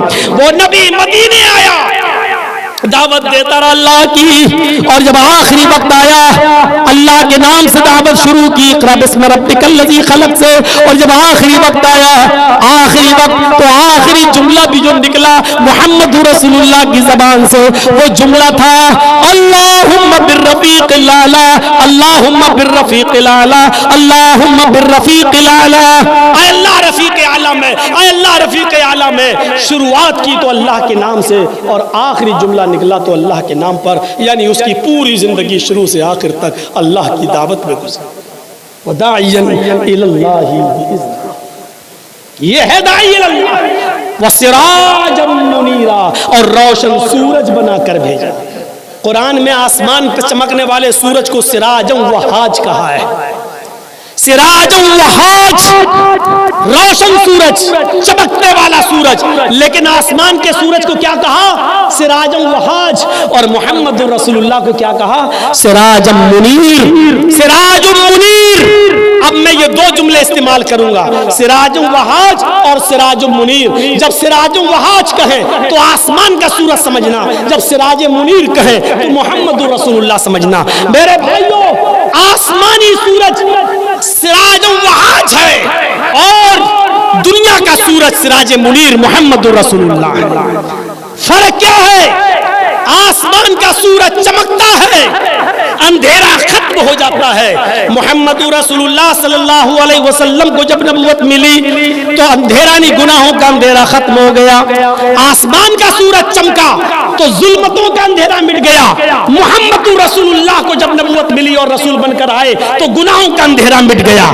سراج وہاج چمکتا ہے تو تاریکی ختم ہوتی ہے، سراج منیر چمکتا ہے تو گناہوں کا اندھیرا ختم ہوتا ہے. سراج وہاج آسمانی سورج جب چمکتا ہے تو رات تو دن تو رات میں ہونے والے جرائم بند ہو جاتے ہیں. سراج منیر جب چمکتا ہے تو گناہوں کے کام بند ہو جاتے ہیں. سراج منیر جب چمکا تو چوری، ڈکیتی، زناکاری، شراب نوشی، بے پردگی، عریانیت اور یہ تمام چیزوں کو جناب محمد رسول اللہ نے ختم کیا ہے. سورج جرائم کے ارتکاب کو بند کرتا ہے، محمد رسول اللہ گناہوں کے ارتکاب کو بند کرتے ہیں.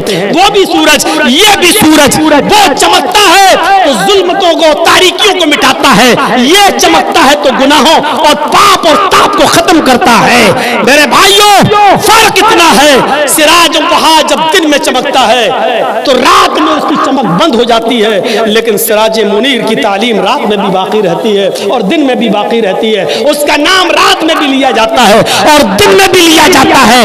دونوں سورج میں فرق یہ ہے کہ حضرت عائشہ نے کہا تھا لی شمس وللآفاق شمس شمسی خیر من شمس السماء ان الشمس تطلع بعد فجر شمسی تطلع بعد العشاء.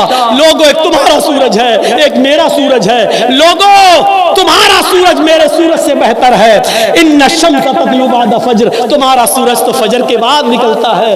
شمسی تطلع بعد العشاء، اور میرا سورج عشاء کے بعد میرے بستر پہ آتا ہے. میرا سورج عشاء کے بعد مجھے اپنی آغوش میں لیتا ہے. یعنی میرا سورج محمد رسول اللہ ہے. تو یہ سراج منیر ہے. میرے بھائیوں، سیرت طیبہ پر چاہے کتنا اچھی گفتگو کر لو، لیکن ہمارے بھائی یہی کہیں گے یہ رسول کو مانتے ہی نہیں ہیں، یہ نبی کو مانتے ہی نہیں ہیں. سارے ٹھیکیدار یہ ہیں، جب تک کیک نہ کاٹو ہیپی برتھ ڈے یا رسول اللہ جب تک نہ کہو اور محمد کے نام پر جب تک چھری نہ چلاؤ تب تک محبت کا معیار پورا ہو ہی نہیں سکتا. اللہ تمہیں ہدایت دے. اللہ ہم سب کو محمد رسول اللہ صلی اللہ علیہ وسلم کے اوصاف حمیدہ کو سمجھنے کی توفیق عطا فرمائے اور بار الہ رسول کی محبت ہمارے دلوں میں پیدا فرمائے. اے اللہ، جب تک تو ہمیں زندہ رکھ، اسلام پہ زندہ رکھنا، اور جب ہمارا خاتمہ ہو تو ایمان پر ہمارا خاتمہ فرمانا. وما علینا الا البلاغ المبین. وآخر دعوانا